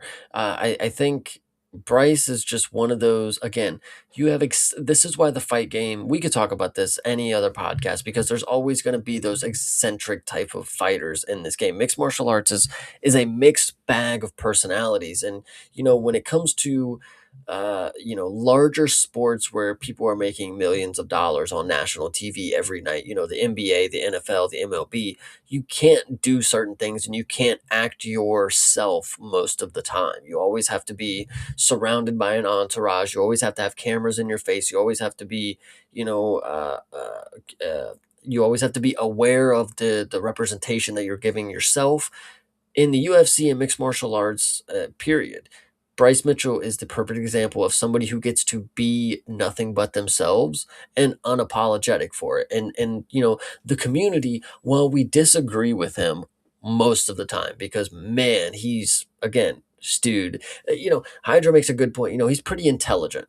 Bryce is intelligent. You can tell his brain functions like it has gears that move. It's the education part. It's like I think there was just a mislap there. I see it. I'm miseducated, uneducated on a lot of different stuff. But the brain moves. But with Bryce, you just got an eccentric personality that I'm just glad that the community understands that he's wrong and he can be wrong. But we love that he's himself. We wouldn't want him to be acting like Colby Covington, for example. Bryce being thug nasty. We know this is a dude who can freestyle in his fucking trailer on his fucking acres of land with his UFC cage that he built out of plywood. Like there's just too many things that make Bryce Mitchell himself that would make you dislike him as a character, because if you did, you're taking away such an interesting person on this planet. Like that's just a crazy thing. Oh, yeah, I mean, this is I think that that's the common misconception when it comes to Bryce and anyone that like I that is like looked at the same way that he is. Like I love MMA for that exact reason, what you just outlined there. It is the last place where you can be at the level of the sport that these athletes get to and still be exactly who you want to be, your authentic self. There is no filter. There is no, I mean, you can have it if you so choose to have it. If you personally decide that you want to have it, then that's your own choice. But you can be whatever you want to be in this sport. And because of that, you end up with some of the most fascinating people on the planet with these major platforms. Like I was saying, Bryce, he not, it's different if he was a person that had those beliefs and kept them to himself. He is an outward person with all of this stuff. So because of that, it serves as a very fascinating look into a world that you otherwise may not see, and at least not as directly as you see it from Bryce. And I get to kind of like turn my head to the side and just watch along as all of these very wild things come out of his mouth. So I take a great joy in it in a way. I mean, like people think that, oh, you must hate Bryce. I don't hate Bryce. I am intrigued by Bryce. Bryce is an interesting thing to me that is very odd and very fascinating. Yeah, most people are on the opposite side of hating Bryce. Most people would like they care so much about him, they want to teach him why he's wrong. Like just because we want to help you, dude. Like we know that you're saying stupid stuff. We would just want you to say less stupid stuff. That's more, acceptable. Yeah, well, not, yeah. I mean, because it's like at Bryce's core, I think Bryce is a good person. Like that's I think what also gets lost in this conversation is that I do think that Bryce, in and of his soul, like he's not a really a hateful person. He's not a person who's out here trying to harm others. He has a very distinct set of beliefs that I think like can be dangerous if you enact them in a dangerous way. I don't think he himself is trying to do that. But that's the whole thing. That's why it's so fascinating is that it's like you're not realizing what you're saying when you're saying these things, and like that is its own problem. You know what I mean? Like Bryce in and of himself I think is a pretty decent guy. It's just it's the things that he says that end up being the problem in a greater broader sense. Yeah, 100%. And, speaking of bigger problems in the broader sense, I think this is, man, great segues going on tonight, guys. Chad, Love it. drop a W for the segues because speaking of whatever I just said, I've already forgot it. But the new gloves for the Ah, UFC are gone now, and they were obviously a big fucking problem, guys. They were a big fucking problem because John Jones came back to the sport and said we cannot have them anymore. I you know it's funny because John Jones gets the flack for being, the person who said it, but it does go widely unknown that majority of the people on that card were like long time UFC tenured, like vets. It wasn't just John Jones. Jim Miller was on that card, I think, too, as well. There was just a handful of people that have been around using the old gloves that they also got to the new gloves and said, this is not what we want to do. So the short-lived new gloves, the gold championship gloves as well, they've been retired. And along with the other fighters that we lost this year, we lost the gloves. And I don't know if anybody out there is really feeling a type of way. It feels like it never even happened, kind of a fever dream type of deal. But I vividly can tell you that I saw Khalil Roundtree's face get obliterated by gold gloves that turned red after his face. So that's my interpretation of what happened. Go ahead. well, fair. I do want to shout out Hydra's comment here and shout you out, Chase. Call Chase Paul Blart the way he handles the segue. I think is a beautiful way to say it. Yeah, no. So the gloves. This is another just one of those like much like the GFL in an odd roundabout way. This is just another little odd footnote that is going to be in the annals of MMA history now, where we had these new gloves that were supposed to be the fix. This was going to be the thing that took eye pokes out of the sport. We were going to have a more fair and adjudicated world where the eye pokes were no longer going to be a problem. And what did they end up doing? Making it a debatable topic whether knockouts were going to be able to be happening still, and essentially pissing off every fighter who had to wear them. So I mean, that's really what it comes down to. Like you said, it's like it's not just John Jones. I mean, yeah, he was the one that ended up being like kind of the face of them getting taken away because he was, I guess, vocal about it. But at the same time, this was the debate that was going on was, like, were these things actually of value? Did it stop eye pokes? No. So, I mean, like, if there was no value to them stopping the eye pokes, which was the big selling point, and people had it in their mind, whether it was true or not is almost secondary. The perception was it was supposed to take away eye pokes. It did not do that. We know that objectively. And then if the perception is it's not, it's making knockouts less, then yeah, take these fucking things away. Failed experiment. Yeah, I think that is actually the craziest thing about that memory is that the gloves really did hinder performances. Hydra's a little skeptical here. He says we had two bad cards like we constantly do, and there was mass psychosis about how the gloves ended KOs. No, it was really an extended, like if you think back to the last like 4 months, I mean, we've had plenty of finishes, late finishes, early finishes, but when those gloves were around, dude, we weren't getting shit. We were getting a lot of submissions. We had a lot of people who just weren't willing to strike anymore. It was kind of weird. Listen, correct me if I'm wrong. Bruno Fajeda got his first career submission in the new gloves. I could be wrong here, but correct me. I mean, fair. Whether or not that is true, I mean, we still did get knockouts, but I mean, like that's regardless of whether it, like I was sort of saying, it doesn't matter if it's true or not. I mean, like I think that I'm of the mindset that it was a he was saying it's like a mass psychosis. I do think that was probably more accurate personally. That's my personal take on it, based on the fact that we were still seeing knockouts. Like, if we didn't see any knockouts, period, fair enough. But like we were still seeing them. It was just wasn't as much for whatever reason. If it was the gloves, then okay. I mean, like, like you decide. You know what I mean? Like if I'd have to see empirical data and break it down to that level. But either way, it was the perception. It were saying that, oh, these new gloves are here and there are less knockouts. We're going to correlate that way. And then also, again, bringing it back to the point with the eye pokes, which was the main selling point, didn't stop them. Then yeah, I mean, it kind of becomes a no-brainer. Like they're not doing the things that they were supposed to do, and potentially, whether it's true or not, were affecting it in a negative way, affecting the sport in a negative way. Makes sense that they are gone. It's just as funny that it was such a big rollout. I don't know if you remember John Anik's video that he did where he was explaining all of the elements of it and was like, yes, this design, they had like the hand in the glove and it was like turning, that digital image of it and stuff. It was like, this is the next wave of glove technology, blah, blah, blah, and Anik with the great voice coming in there, giving us all the description and then quietly out the door. Yeah, absolutely, dude. Yeah, no, that was definitely a time to behold. Will we ever see them try to get new gloves again? Probably not in my timeline. I mean, I was very grateful to be able to have the memory to say, like, I remember the time they changed the glove for 7 months and went back to the other one.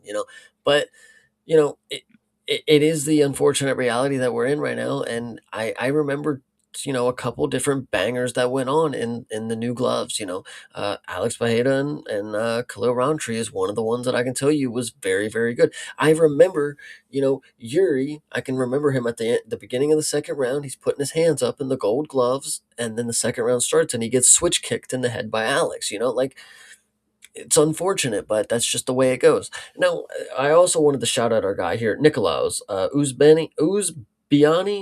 If I messed that up, my bad. Appreciate you for stopping by in the chat, bro. But just wanted to give you a shout out, and of course, Savage, you are the goat. But Always. um, yeah, no, that the gloves. Thankfully, we got to go ahead and retire those very easily because there was one other person that this is a good segue into the next one. The other person that I remember getting a finish in the gold gloves was Mr. Tom Aspinall versus Curtis Blades. He became the interim champion. Now, the next segue is the point that for Tom Aspinall to be the interim champion and him to go on a sort of a social media run to coerce John Jones into fighting him for the inevitable like 8 months after is pretty nuts because we still have yet to see this matchup and we are not going to because actually we didn't even mention notable retirements earlier on. I mean, this is gonna touch on another point here, but Dana White announced that John Jones was retiring just randomly at an Azerbaijani press conference. So what is there to say about all of those things? You have Tom Aspinall becoming interim champ. He sits out waiting for John Jones to fight him. John Jones sits out waiting for some big payday, doesn't get it, announces that he's retiring, and then now Dana White just comes out, presumably in a fluster, like he just comes out on the press conference and he's like, John's gone, we got to move on now. It's not like he had some grand like, oh, John's gone, guys, sent out a video like here's the new stuff. He's like he kind of went out there and it kind of felt like he was in a pissy mood about it. Like, well, this dude just kind of fucked everything up. Like, let's just go ahead and get this out the way. Let everybody know that John's gone. There's no reason to cry about it now. John's gone. Tom's not fighting him. We're going to move on to something bigger and better. Tom is now the heavyweight champ. So all of these things happened in this timeline. And for Tom Aspinall, we're going to talk about him on Monday, of course, but for Tom Aspinall, this is the arc that he had for 2025 and the way that it ended, of course. I mean, he's just wasting a lot of years of his career. I know he doesn't necessarily have anything to do with John holding out, but I mean, it's unfortunate. I said this back with Dustin Poirier. Being the champ it's politics. There's a lot of politics that go into being the champion of the world and being an active champion. And Tom Aspinall tried to play that game. He became the interim champ. He did everything he was supposed to do, and he waited for the opportunity to fight the heavyweight champion of the world. It did not happen. And now Tom Aspinall, at the end of 2025, is out with eye injury. So a lot of things Well, are a lot of I things mean, unpacked I there. take Yeah, a go little ahead. issue though. You say that Tom sat out. I mean, he defended an interim belt twice. Yeah, So, okay, fair. you You're know what I'm right. saying? So, I mean, I wouldn't say that. I think that's a miscategorization there. Really, I mean, I think that this comes down to the John Jones aspect of all of it. Yeah, John holding up the heavyweight division, keeping it hostage for, basically the entire year almost, or at least an entire year's worth of time between 2024 and 2025. Yeah, I think that it's ridiculous that it was allowed to go on that way. Again, we talked about the rewarding of loyalty. I guess, Dana knowing what John has done for the organization in the past. Dana always will say, oh, John was such a pain in my ass, blah, blah, blah, this and that. Well, I mean, of the active athletes, at least at the time, like, there's only a couple of transcendent athletes in this sport. Connor is one of them. A couple of other names that you might be able to name that people outside of the MMA world know readily. John Jones is probably one of the only other ones, at least the biggest one of the other ones, I would say. So you understand why it all went down that way. However, there was the Stipe Miocic aspect of all of this that John was holding out for, which he ended up getting, of course, and that went exactly as he thought it was going to. And then Tom Aspinall just sort of ends up in this holding pattern, defending an interim belt. I mean, really, this is just a reflection of poor navigation, I think, by the organization at the end of the day. You had the entire fan base all yelling about the same thing and the organization hearing all of it. Because, I mean, this was coming up at press conferences regularly, this and that, hearing it and just actively saying, screw you guys. We hear what you're saying. We don't care. We're going this direction. We want this. This is how we're going to get things to go. And it didn't end up going that way. So, yeah, what you say about Dana White announcing it at, a random Azerbaijani card in the middle of the night, that almost is the logical conclusion of it, because you made it that way. Your navigation of this whole fiasco ends up with this fucking whimper, a wet fart of a retirement for your GOAT of the sport. Fitting conclusion to all of this mishandling of everything. Yeah, it definitely is unfortunate.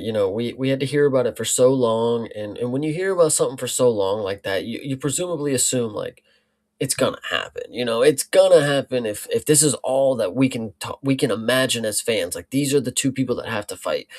It's unfortunate because when I think back to the flyweights and I think of Manel Cap and Kai Car France, they have beef and they will just never fight, it seems. And now that KKF is retired, by the way. He took time off, forgot to mention that earlier. But Yeah, it was sabbatical. I mean, he's saying he's going to come back at some point. So, but so it's unfortunate to hear about these two fighters and think about what might be, just for it to never ever even come close to happening, all because the so-called GOAT of your sport is reluctant to fight for more than just money.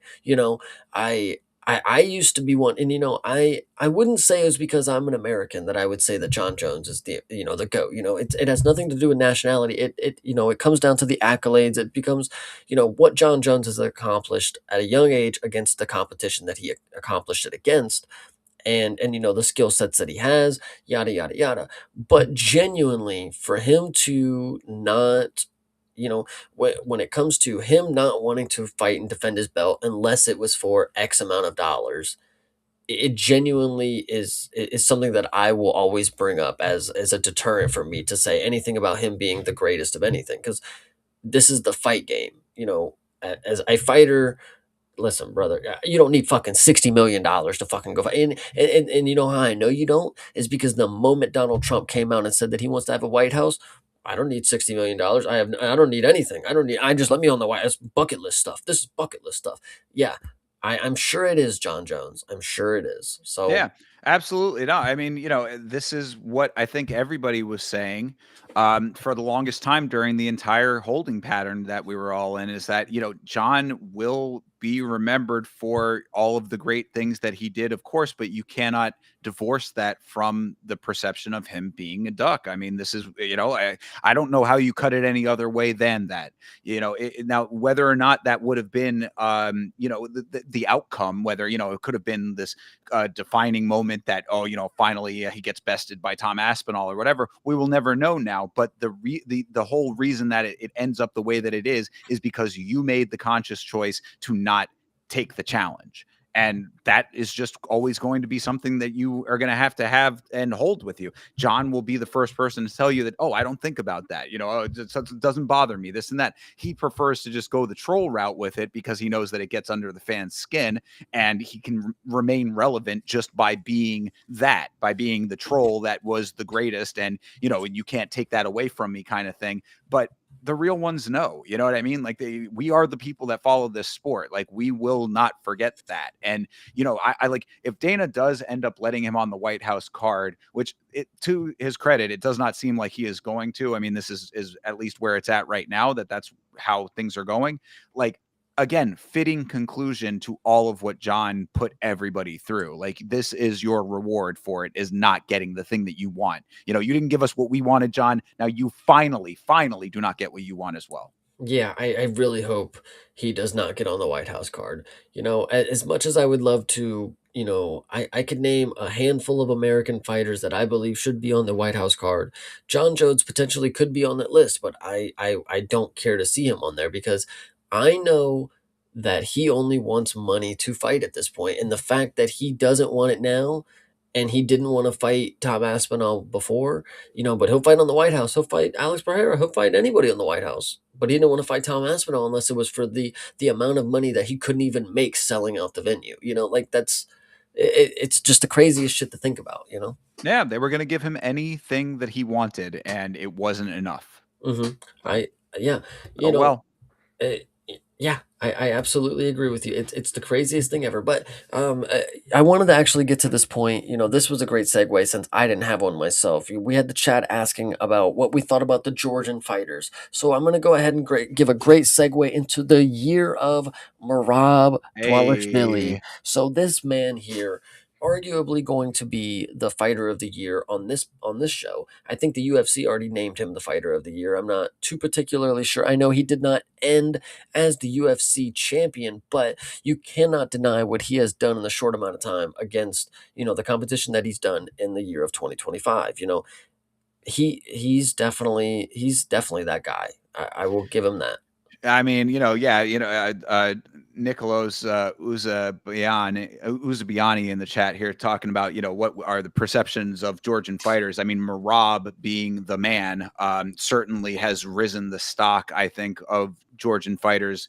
I mean, yes, there always was I think a high perception of Georgian fighters even before this year for Marab. But I mean, after seeing what Marab has accomplished this year, even regardless of the loss to Piotr Jan, I think that you cannot deny the greatness that is coming out of Georgia between him, Ilya with the Georgian connection. Obviously that's a little bit different with Spain and all that, but still, there are great fighters coming out of Georgia, and for a country of its size to be graduating such high level competitors is remarkable. Really, I mean, I think that it's because we talk often, in our conversations about emerging markets and the different places where MMA has taken hold, and how like it evolves over time in these countries. Georgia, a small nation that has really gotten to the top of the heap in a very real way in what seems like a short amount of time, I would say, in the big picture.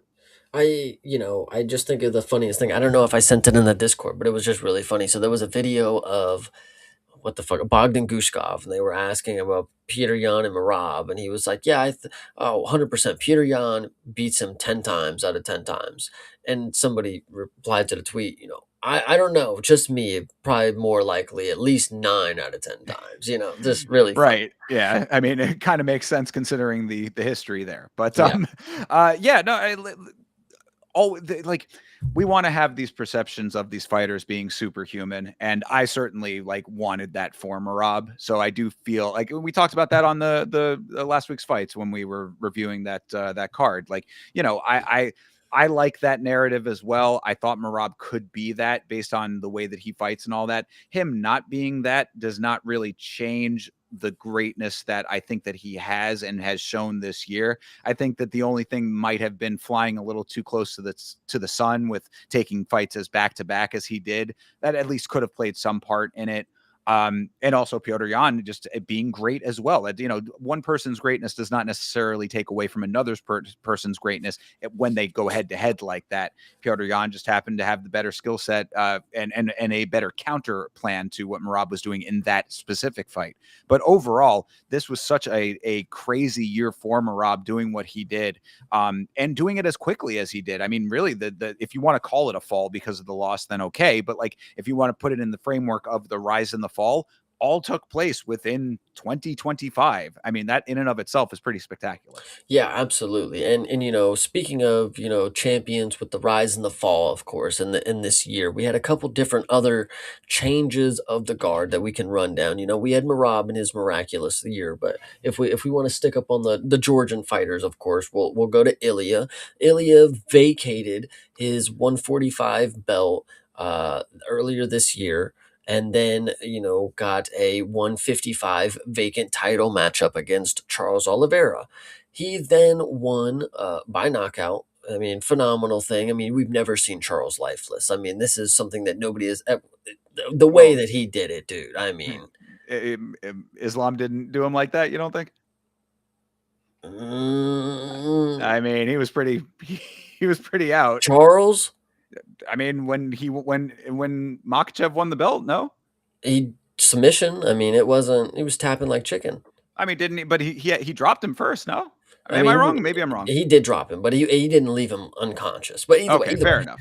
Ilya took the belt in a way that we have never seen, especially from somebody who vacated the belt, and we were like, "What the fuck? You just fucking knocked out Volkanovski. You're gonna ruin this dude's career just to go vacate the fucking belt." Then he goes up to 55, knocks out Charles, derails what we thought was a good comeback for Charles. Obviously we get to see what he has later on, but Ilya vacates the belt, gets the 155 belt, and then of course here we are later down the line. He is now potentially on the skirts with his 155 belt because he's going through some issues with his ex-wife. I don't know, did they say specifically if it's like custody issues or is it just like financials or Oh yeah, no. Well, I mean, this is actually something that we haven't. I mean, this would have been good for like a regular free for all Mhm, sometime during the year, but the facts are a little nebulous. But no, I mean, this is it is custody related as well, but also that she was claiming that she was going to be coming forth with some abuse allegations, mhm. and that was disputed by Ilya, and he said that he had proof that that was not the case, that they were false allegations, and the truth is somewhere in the middle that we don't really know what it is exactly right now. Yeah, so that is definitely going to be interesting on what happens going forward with Ilya. But as of his 2025, I mean, you still cannot argue that he didn't have. He had what some people aspire to have in their career. You get a belt, somehow lose it, whether you give it up, relinquish it, lose it, whatever. Go up to another weight class, get another belt. He in 1 year, Ilya had a whole career for somebody who is a great fighter. Yeah, So definitely that. I mean, like it's one of those things that you can kind of interpret it a couple of different ways, and it really comes down to how you feel about like what you want out of your fighters. Because you're right. On the one hand, he's like speed running a career. I mean, like he's going through it, knocking through his competition, and doing everything that he says he's going to do as he says he's going to do it. There is definitely an amazing impressiveness to that. On the other hand, the fact that he is so cavalier about doing it his way does leave something to be desired from a fan's perspective. I would say it's like you want a dominant champion. You want to see them continue being dominant. You want to see them grow as a champion. And with a person like Ilya, who has done it so definitively, so quickly, it like if he speed runs it to the point where he does end up doing what he's been saying, where, oh, I only have a couple more years in MMA and then I'm going to go do boxing or whatever else he's going to do. It's like you almost end up in the Habib conundrum where it's like, you leave the sport too early. And then now everything that you accomplished has to be kind of cloaked in this perception that, oh, you cut and run. And you will never, the problem is like whether that's true or not, whether it's like, oh, he could have just stayed around and just kept knocking heads off for the rest of his life. We will never know, and that's the problem. You know what I mean? So you kind of have it a double-edged sword with that one. yeah, it's unfortunate. You'll never. There will never be a correct way to vacate a title. It's unfortunate as a fan. You want to see them defend it until they lose it. So the fact that somebody will willingly give up the belt to go to a different weight class because they're confident they'll go into that weight class and dominate, it's one thing, but it's also another thing for that person to vacate one title, then go get another title, then to potentially be vacating that title as well because of some other outstanding issues. It's not it unfortunately, as somebody who's reading this as a fan of the sport, it really threw a wrench into two different divisions. If you wouldn't have been so hell bent on being some three division champ, because eventually he's probably going to go to welterweight, is what they're alluding to for Ilya Taporia. But uh, Wild. you could have just ruined 45, and that's fine. But like going to 45, vacating, then going to 55. I know you can't plan what happened at 55, but in theory, you're leaving there to go to 70. That's the plan too. It's like, I don't know. I like Ilya, but the thing is, we have too many people that are, vacating the titles and with aspirations to go do things that are outside of the comfort zone is not always a bad thing. I'm not trying to frame it that way, but in these situations, the next person that we're going to talk about that vacated their title, Islam Makhachev. He came in here and we'll talk about what happened at the beginning of the year in a package here, of course. So he had a main event with Arman Sarukian, and Arman Sarukian hurt his back or got fat. Who knows what happened? And he pulls out. And so Hanato Moicano steps up on 1 day's notice and gets finished in the first round by submission. Islam Makhachev, coming off of a win on 2 days' notice, whatever the hell the case may be, he's walking around as the champ for another 6 months until Ilya vacates his title and decides to go to 155. In that moment, that is when Ilya sent shivers down Islam's spine, and Islam said, "I cannot no, I no longer can be in this division. I'm going to go to 70 now." And as soon as that happened, I realized that we were never going to get a super fight between Islam and Ilya, and two, B, Islam is 100% terrified of what Ilya could do to his career. And what that is derail it. It's not that he could do it in a way that would discredit everything that Islam has done, but it would derail the what Islam is presuming can be his story, his Cinderella storybook ending kind of deal. If he goes up against Ilya, he potentially does not wake up, not die, but like gets knocked unconscious, and then he's at fault of a knockout, and then he's got to base the rest of his career around his chin and what he's going to do to not get hit, and if he's going to wrestle, whatever the case may be. Ilya was the reason that Islam is now at 170, and he then went and got a belt.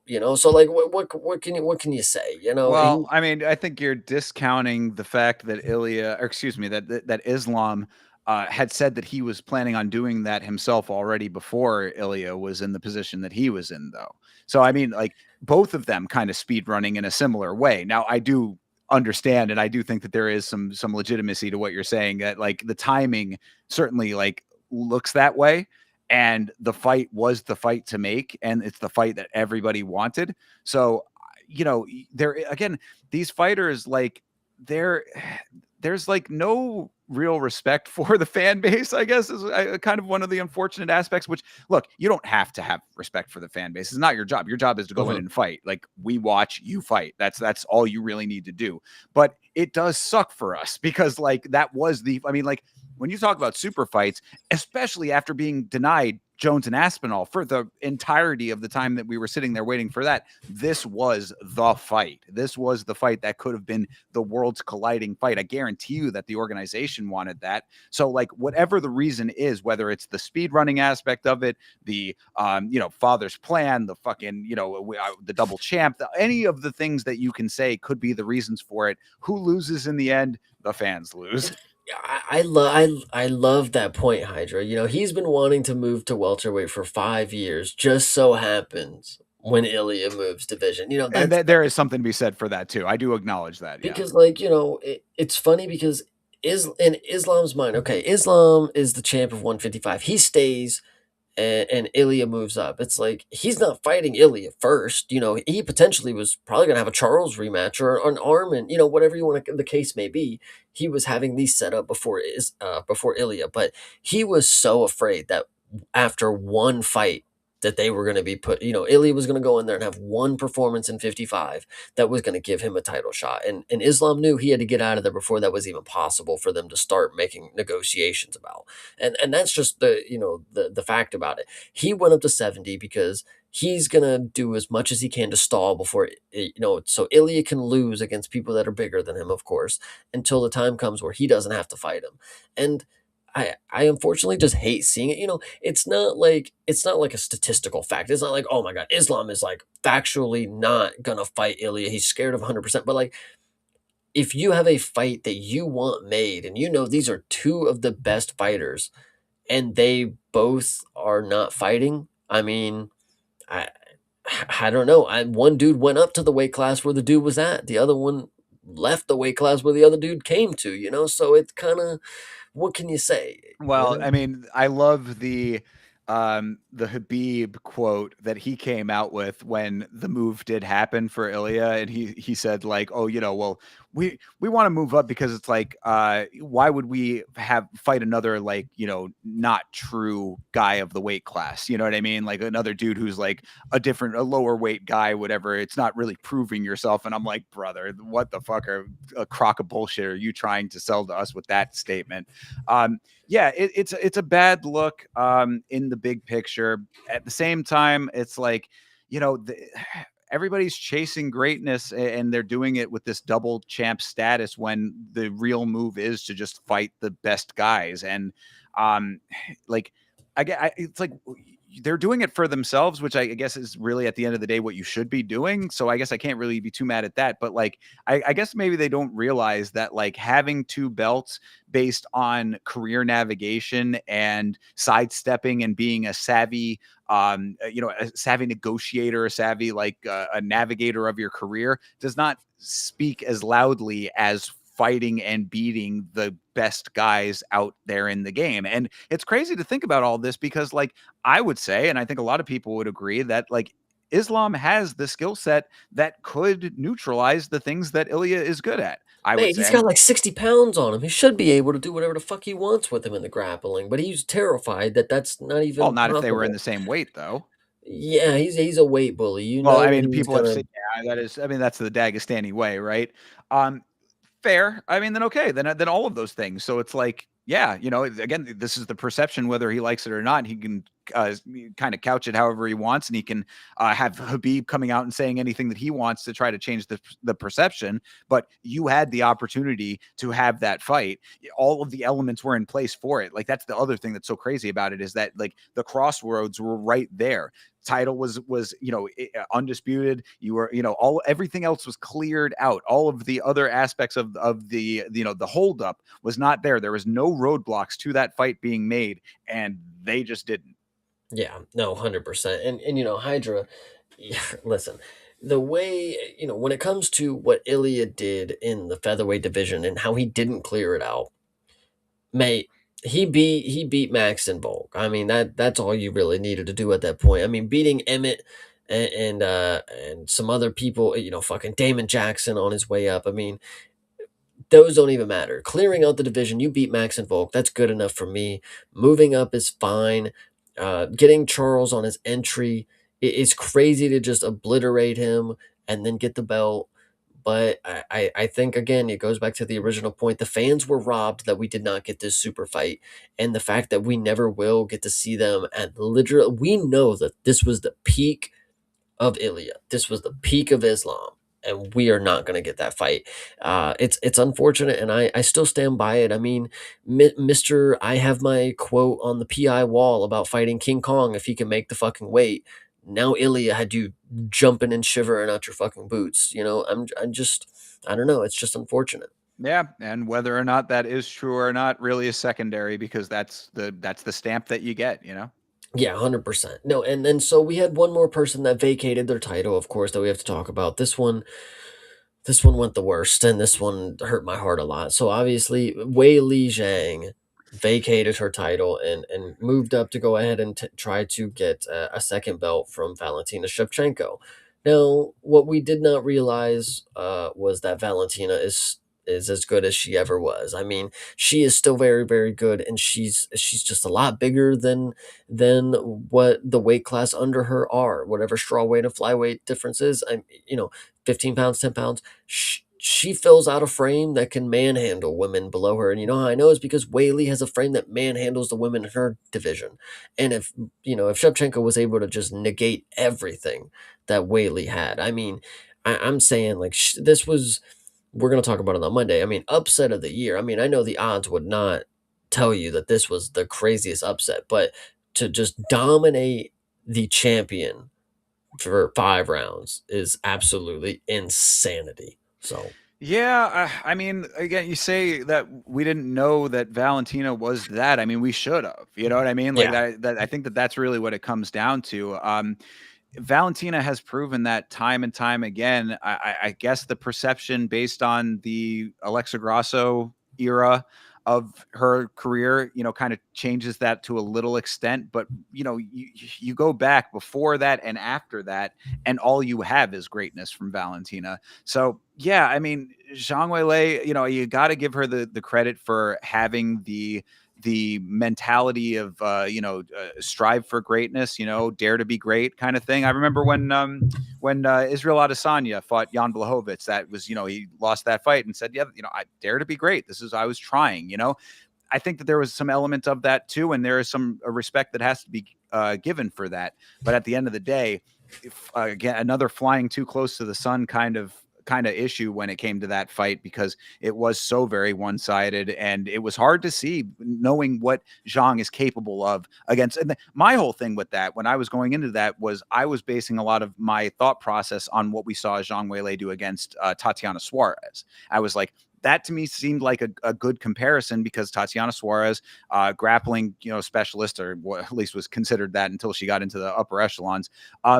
She was able to negate everything that she was good at, and Tatiana Suarez was so much bigger than Zhang Weili. So I was like, all right, there might be something there. Valentina Shevchenko is not Tatiana Suarez, and she is not any other woman on this planet. She is her, and that's what you just got to know about it. What I loved most about this performance is, and this is the key difference between, personalities between people. Zhang Weili got dominated for 5 rounds. Okay. And, that is not something to hang your hat on. But when the post fight speech came, what she said specifically, she said, to my fans out there, don't worry about me. I'm not sad. I'm not mad. I'm cool. Like, I knew what I was going up against. She genuinely was just happy to have a performance against another great female mixed martial artist. And I think that's what Islam and Ilya were just missing, is like, why did they not want to, put on a super fight? That could have been, two dudes that wanted to test how great they were in mixed martial arts. That's what the UFC is supposed to be about. This is the top level of the top level. I I saw Whaley and Shevchenko because I know these are the two best women as of right now in those weight classes, and and I got a performance, and I'm glad that Whaley had the mindset that she's gonna uh, not necessarily be mad at herself for losing, but like enjoy. You've had a long career already. Enjoy the moment that you can. You got to fight. You went toe to toe with one of the greatest female athletes of all time. You may have got smoked, but you were outnumbered, outmanned, whatever you want to say. It was, the cards just weren't on the table for you. You can always go back to the drawing board and think about what's going next, and hopefully you're going to go back and get your belt. I mean, Mackenzie Dern is clearly not going to beat you, so yeah. Yeah, I no, I think you're right about the comparison there with with Ilya and Islam, and like the differences. There are people who the navigation of the career and the self preservation aspect like plays more of a factor in how they operate than others. I mean, like again, you think with Habib being the leader of the camp over there with Dagestan and everything, that it kind of tracks. I mean, a guy who retired from the sport with his record intact, off of what a lot of people would say is a padded record early on at the very least. I mean, when he finally was at the top of the sport, he was doing his thing against the top at the time. I guess you can debate certain aspects of that. Whatever. The point is that he was at the top and he did do the damn thing. But there was a navigation that got him into that position in the first place, and some people go that route. I think that there is definitely a respect level that has to come with somebody who doesn't consider that, like Zhang Weilei didn't. She said, look, I'm going to go out there and test myself against the very best and do it at a weight that's not even natural to me. I'm going to have Mhm. to, that in and of itself also a challenge. So yeah, a lot of respect comes with that. And I'm glad that she has that mentality of being like, look, at least I did it. And again, I bring up Israel Adesanya. Respect for him as well for that exact same reason. He wasn't down on himself in that loss to Jan Blachowicz. He said, this was a challenge. This was a daring to be great moment. If it doesn't work out, at least you had the balls and the wherewithal to make the attempt on it. There's respect that comes with that. Yeah, hell yeah. Well, so, coming into the next topic, speaking of respect, there's a lot of things that in this world I respect, and I gain respect for people, but in this fight specifically, I lost respect for the referee, the officiating. They let Uh-oh. they let this fighter down. And this is one of the most brutal performances that we've seen in the longest time. This happened in Abu Dhabi, I believe, and we had Mr. Stephen Wen versus Muhammad Yahya, and we saw a knockdown record be set of unofficially 7, but 8 was the tally that I had totaled in my recollection when I watched it twice. So this was, just a brutal performance. Like I said, I mean, Stephen Wen coming out here, putting on a nasty performance, dropping Muhammad Yahya 7 different times untallied. Jason Herzog, we obviously are going to talk about him in a little bit with his scandals and shit like that, but he let the fighter down at this point. He was not looking out for his safety, not one bit. He was expecting to get the same praise that the Mexican fans were giving to the Mexican fighters, like, oh, they were letting them go, they were letting them dog it out, you can't stop a Mexican fight like that. Muhammad Yahya needed to not be in that fight any longer. His head is probably, I mean, the swelling on his head was really bad, but the concussions alone, I mean, if you don't think not one concussion happened, I go ahead, Google what a concussion is, because he got his brain rattled a couple different times. Yeah, the problem with that one, and if you go back and look at it, was the fact that Yaya was just so ready to get back in the fight, though, every single time. I do think that there is something to be said for, the too tough for your own good aspect of it. And yeah, the referee probably should have stopped it at some point a little bit earlier than 8 knockdowns. But I give the guy credit for being that tenacious to because like he wasn't ever like out. Like that's the problem. I understand where Herzog was coming from to an extent with it. But it was bad, like a bad look in the big picture. And yeah, really, I think that the crazier part is just that it was a record in general. I mean, like that, like we saw a record setting fight by two people who, I mean, otherwise would not necessarily, I mean, who knows what either of them will go on to become. But in the moment, neither of them, major names in the sport. And all of a sudden, in this kind of, a history making fight, just sort of out of random. Yeah. Yeah, this one was this is a crazy fight. One of the more interesting ones that you could always go back and watch, because when you go through the lens of knowing that Jason Herzog is potentially being paid off to fix these fights, this fight right here looks a little fucking sketchy. Well, And yeah, that's a bigger issue, right? yeah, but it's obviously you can't pay Herzog to pay, Muhammad Yahya to get up every single time. It's not necessarily how that would work.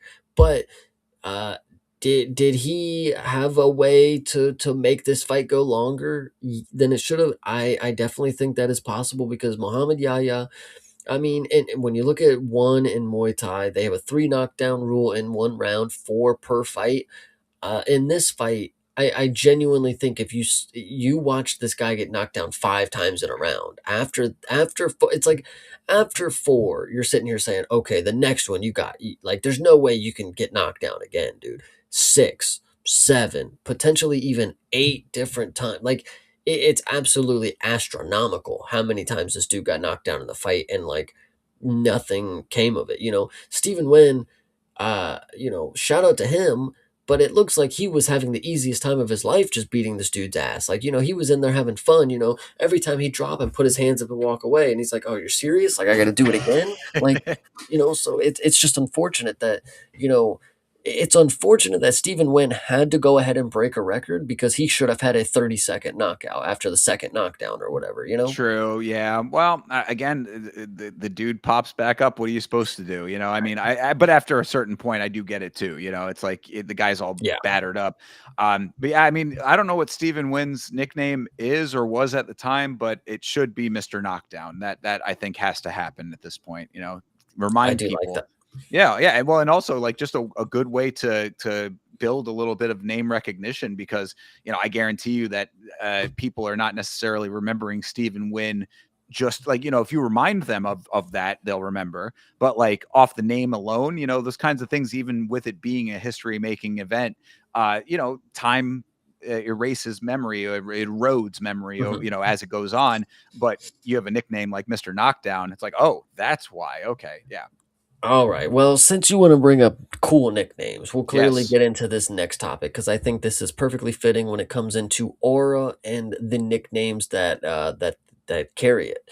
So we recently had a couple different adventures and avenues where we took down the exciting and eccentric personality of Mr. Mark Kerr, and so he came in here with this awesome nickname, the Smashing Machine. And I don't know if anybody knew, but you should by now. There's a documentary about him. There is a movie about him that's starring Dwayne The Rock, not even The Rock anymore, Johnson. And if anybody knew, he was nominated for some Razzie Award or something. I don't know. But I don't Was know. he? No, it Oh was like a God, I Grammy hope or not. something.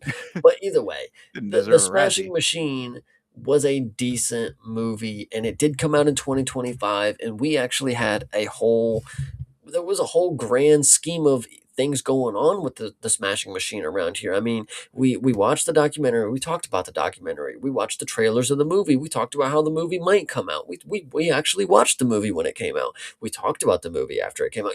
A lot of different things went on around this channel, these channels per se, and the Smashing Machine. So, Thinker, at the end of 2025, go ahead, give your regards to the Smashing Machine. Well, I mean, obviously, I had to include the Smashing Machine in the year-end wrap-up. Obviously, because it is a moment in MMA. I mean, it's an MMA film. It's MMA on a grander scale for a wider audience than us hardcore fans and stuff like that. But it does hold a very special place in my heart for all of what you just outlined. I mean, the fact that we might have very well been the first channel to put out a review on the film after it came out. We saw it the day before it came out, really. I mean, Yes. it was the official release date with that was that Friday, and we ended up seeing it on the Thursday. So I mean, we look, we are aficionados of the Smashing Machine world at this point, and the documentary will always be one of the most important pieces of MMA media, if not the most important to me anyway. We should So get some hard copy versions of it. I would love that. I really would love that. Yeah, absolutely. I'd like to have a poster if they did any kind of promo for it or something like that at some point would be great. But yeah, I think that it was one of those issues where um, we had a lot of hopes for it, and I don't think that we necessarily got everything that we wanted out of the final product, but the entirety of what it represented for MMA, for this channel, for our channels. I mean, like, I think that there's, kind of like it will always hold a very special place to me in the grand scheme of everything. I have a lot of really fond memories of like all of everything that we've done with the Smashing Machine. So, no matter like how that film is like remembered in history, obviously it did not do very well at the box office. It kind of did not live up to what we were hoping it would be. That Uh, fucking Marty Supreme movie did like 10.8 million, dude. Like, Jesus fucking Yeah, the Christ. Mario Supreme movie. That's ironically is his brother who directed that. Benny Safdie is directed the Smashing Machine, and Josh Safdie directed Marty Supreme. Yeah, again, it's one of those unfortunate things that it wasn't what we were really hoping and wanting out of it. But no, it's still got a lot of love for it in the big picture, and I think that it was a fun time. I really I think that this is if I can have one little part that's just for us, you and me, Chase. It's like it was fun getting to we'd be like, okay, we're gonna go. We got to make sure we get there at the first showing. We got to make sure that we're doing the review as quickly as we can. We had this thing planned for months and stuff. So I just yeah, I look back very fondly on that portion of the year. No, I definitely agree because, like, for somebody like myself who's a new fan, I started watching religiously after COVID. I know specifically a lot of different real world, things that Mark Kerr and Mark Coleman were involved with before they got into the UFC. I know who a true pioneer of the sport is. Like, I've seen what they were like and what they went through, what they put their bodies through, the mentalities that they had, the way that they had to carry themselves in different regions of the world through their love of mixed martial arts. It's not what it is these days. A lot of people, they get a pampered experience of what being a mixed martial artist once was. These are people who, Mark Kerr is in a region that he doesn't speak the language. He is there to put on performances where he is in physical combat. It is not necessarily the easiest profession in the world, especially when, it back in that time, again, doesn't have many people that speak English around him. I'm sure he's very lonely. He's probably not, the most talkative person to the natives, whatever you want to say, because what I'm getting at is it's a very seldom life for a lot of the fighters, I would say. And when it comes to what they're doing and what they have to experience, it's a very unique situation that we got to see from the lens of Mark Kerr in the actual documentary, and then with the recreation of the movie. I think there was just a lot of good things that we got to learn, not only about Mark Kerr but about Mark Coleman as well. And then as we, to current day, learning about how he saved his family from a fire. There's just these are real people that have lives, and the fact that Mark Coleman, that when I saw him in the documentary, he could have been fucking 35 years old, and now we're 30 years later. There's still more to this.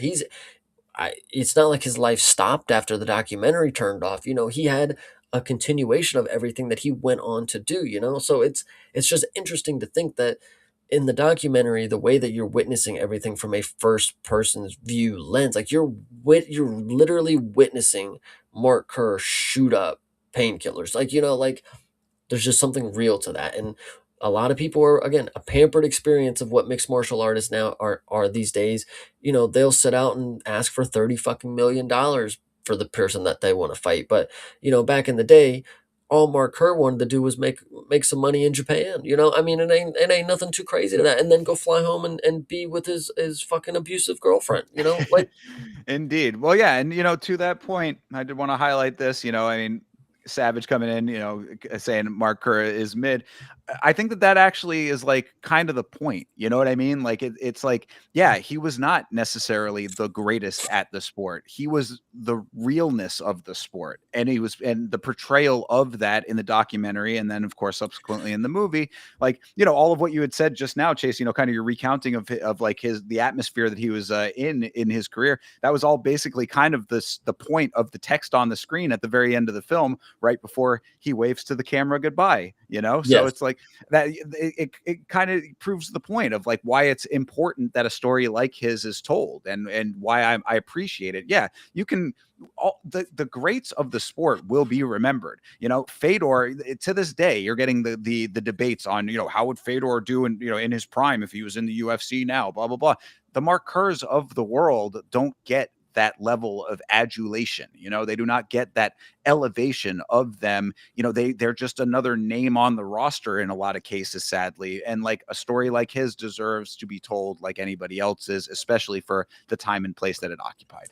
Yeah, 100%. And speaking of stories that need to be told, this next segue, of course, this is into the biggest story of 2025. This was towards the end of the year, but it's definitely something that we have to bring up. We cannot talk about 2025 ever again without bringing up this specific story storyline. And if anybody is out there wondering what you can do to make any of your favorite fighters have an off night, is if you walk up to them in a dark alley and offer them $70,000, like somebody did to Isaac Dolgarian, you will certainly find that you can take any of your favorite fighters and put them on the losing side of a fight, because Isaac Dolgarian came out here clearly, clearly, not even just my point of view saying clearly, I personally thought it was a very good performative performative piece. I'm like, damn, he really is looking like he's trying.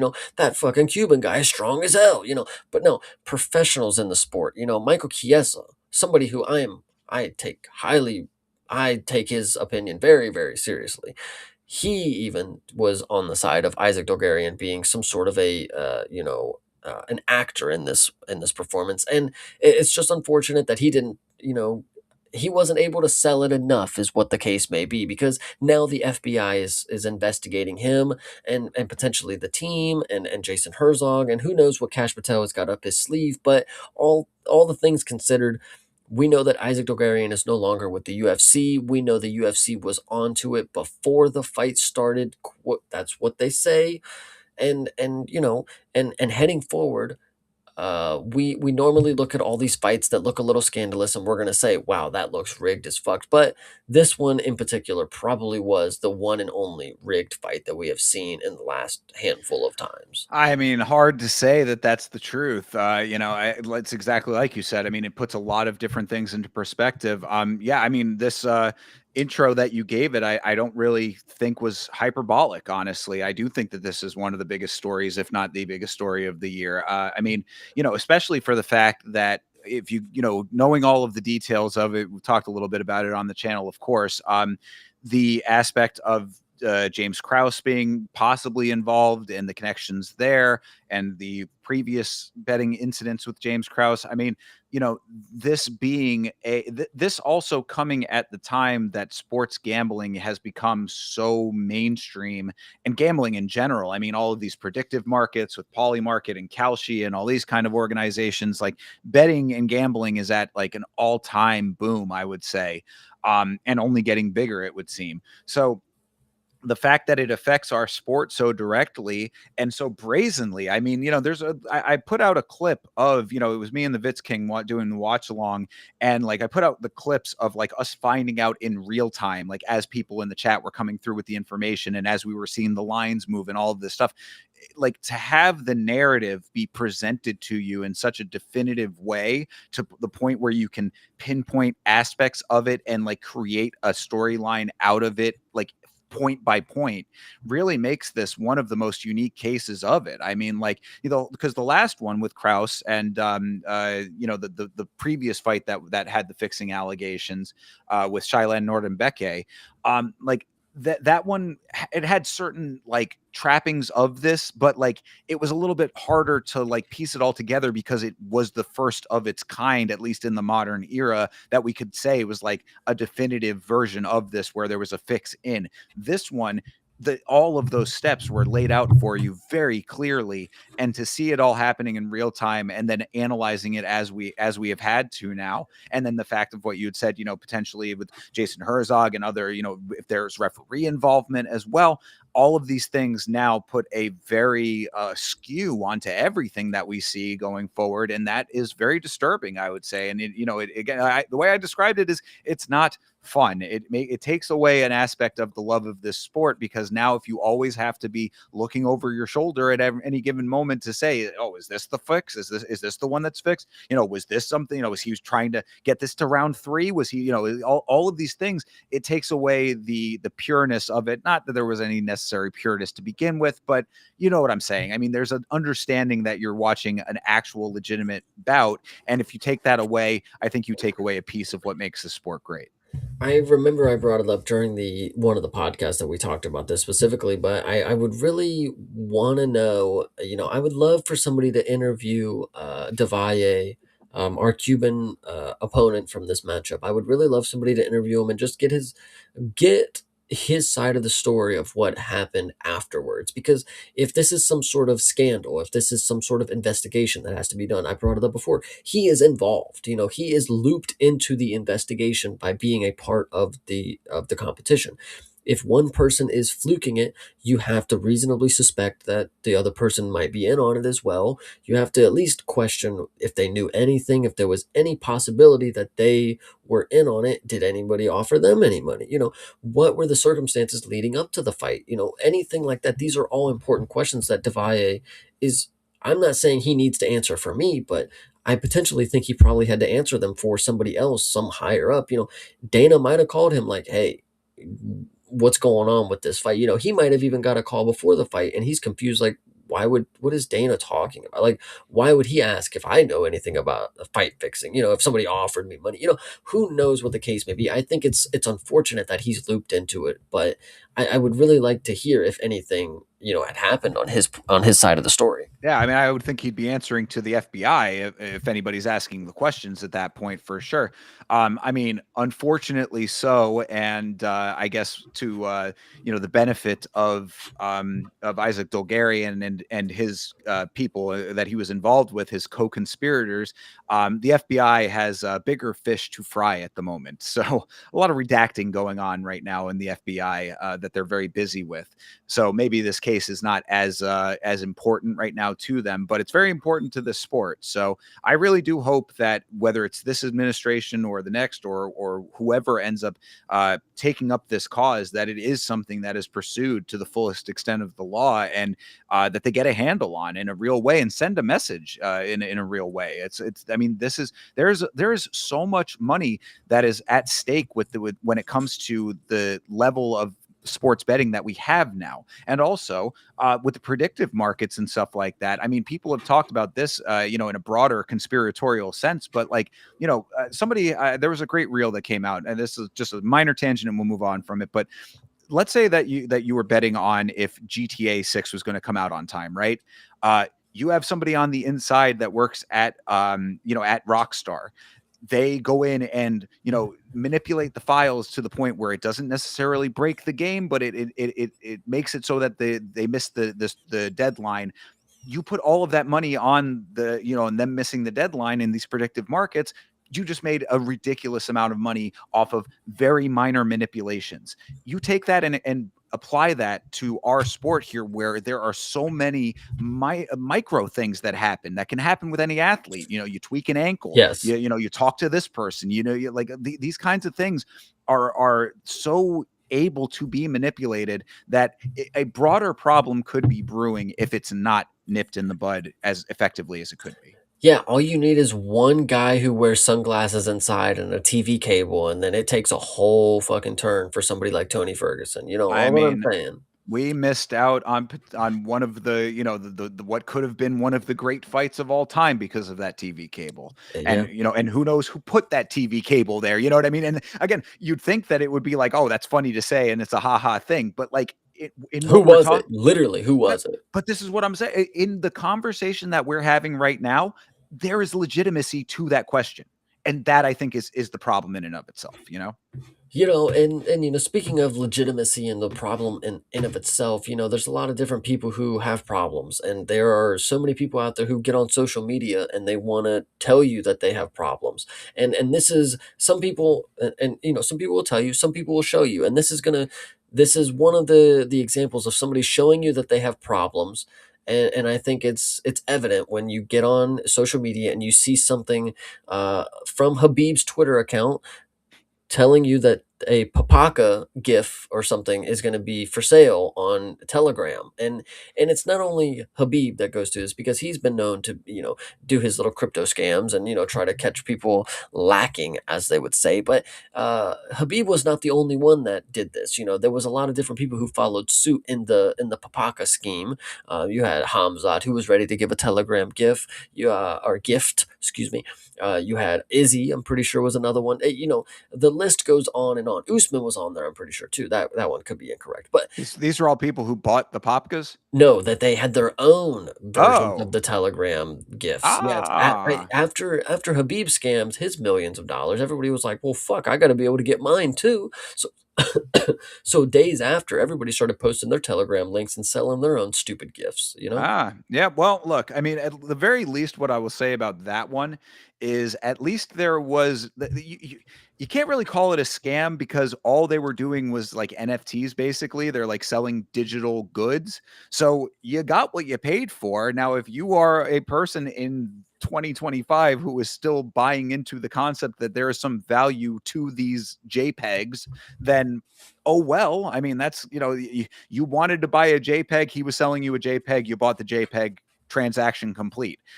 So I can't really necessarily say that this was like a traditional rug pull in the sense that that we have seen, and we have seen that from plenty of fighters as well. Coverage of those kinds of things on the channel. Also, go back to the Karate Combat video; you can see a little bit of that. But yeah, it is scummy behavior if you go into it knowing that you are selling snake oil essentially. But if you are pretty upfront with what you're offering, is it a scam in the big broader sense? I don't know.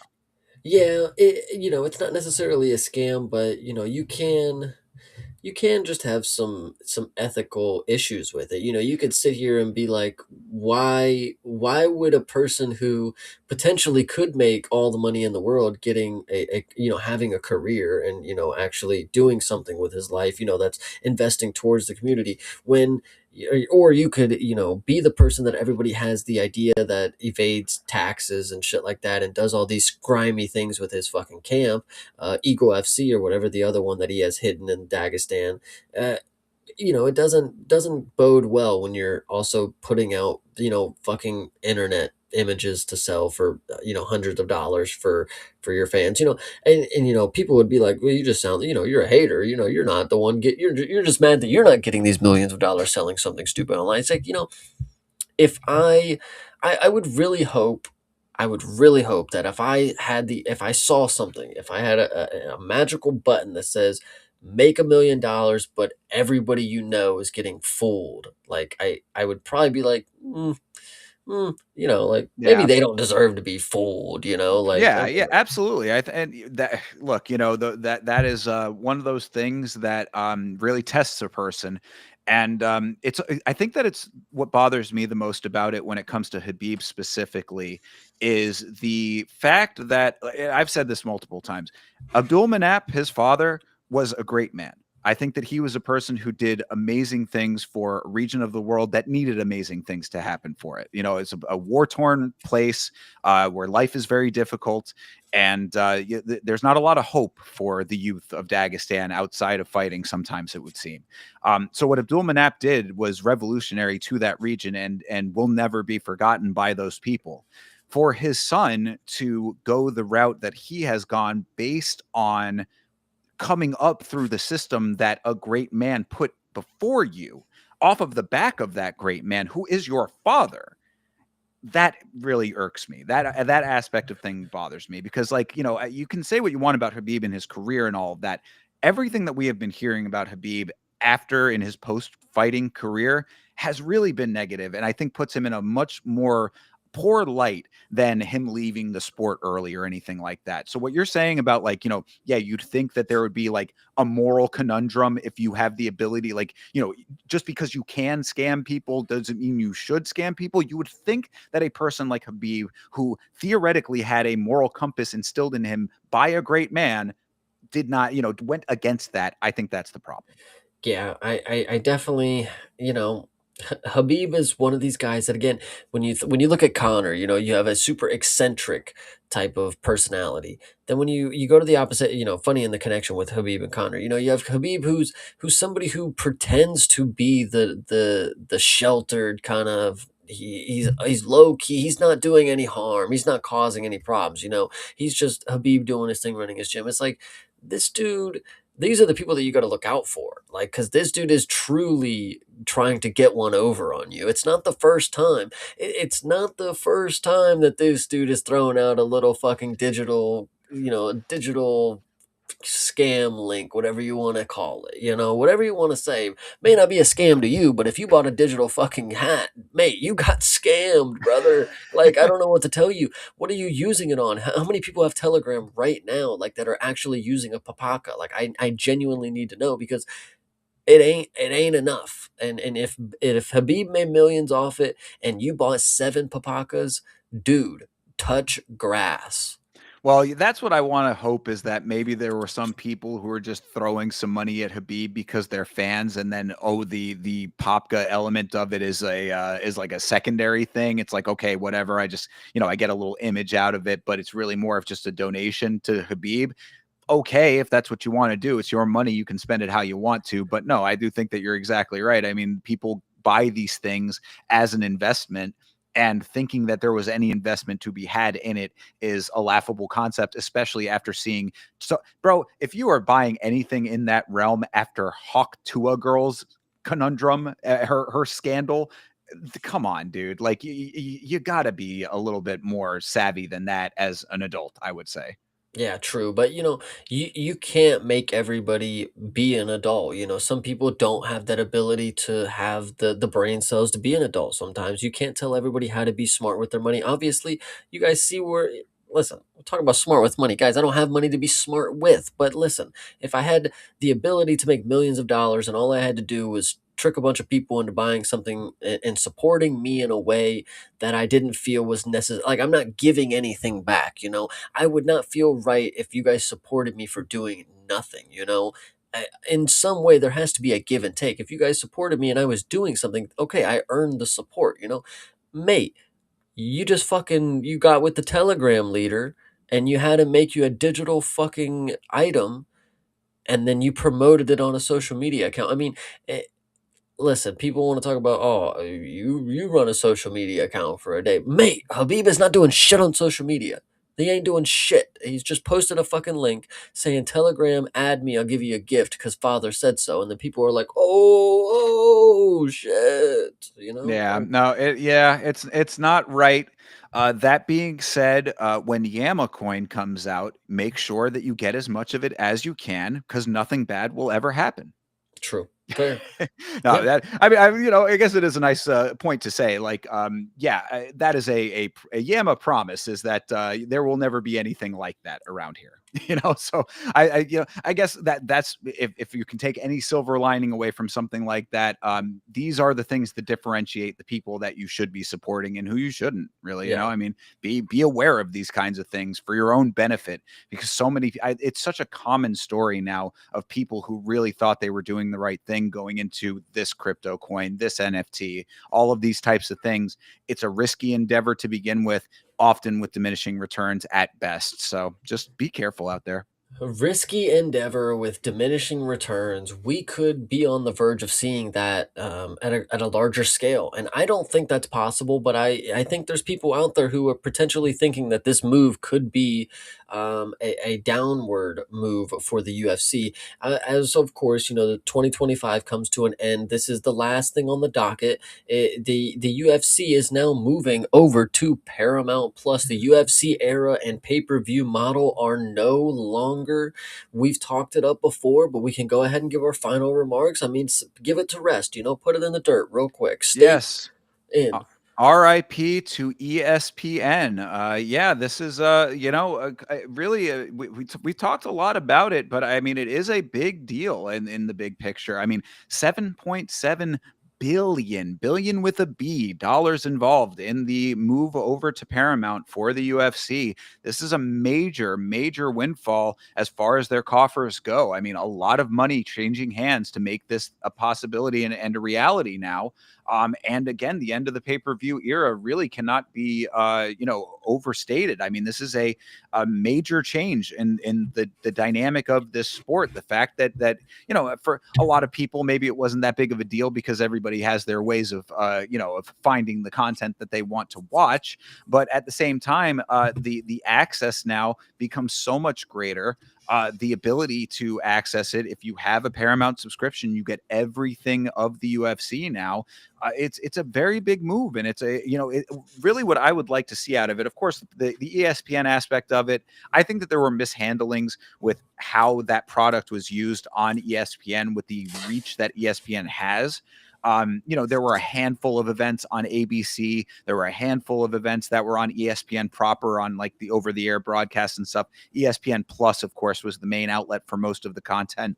All of that aspect of it, like you can debate how like that all went down with the handling of it there. But what now the opportunity is for Paramount is to adjust anything that was not done well at ESPN and do it 10 times better on your own platform and see where the road takes you at that point. Because if you see a massive boom in UFC view figures, if you see a massive new wave of fans just becoming acquainted with the sport and becoming hardcore fans, steadfast, regular viewers of it, then you've proven the value already in the move. But we got a ways to go before we even see what that looks like.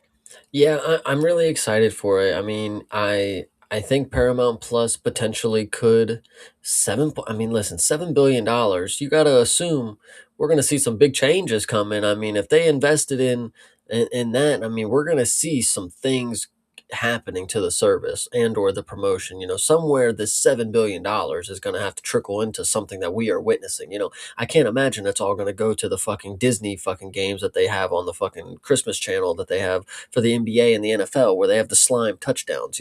I'm a big fan of this idea for the UFC, but I can't You've mentioned imagine it this. many times.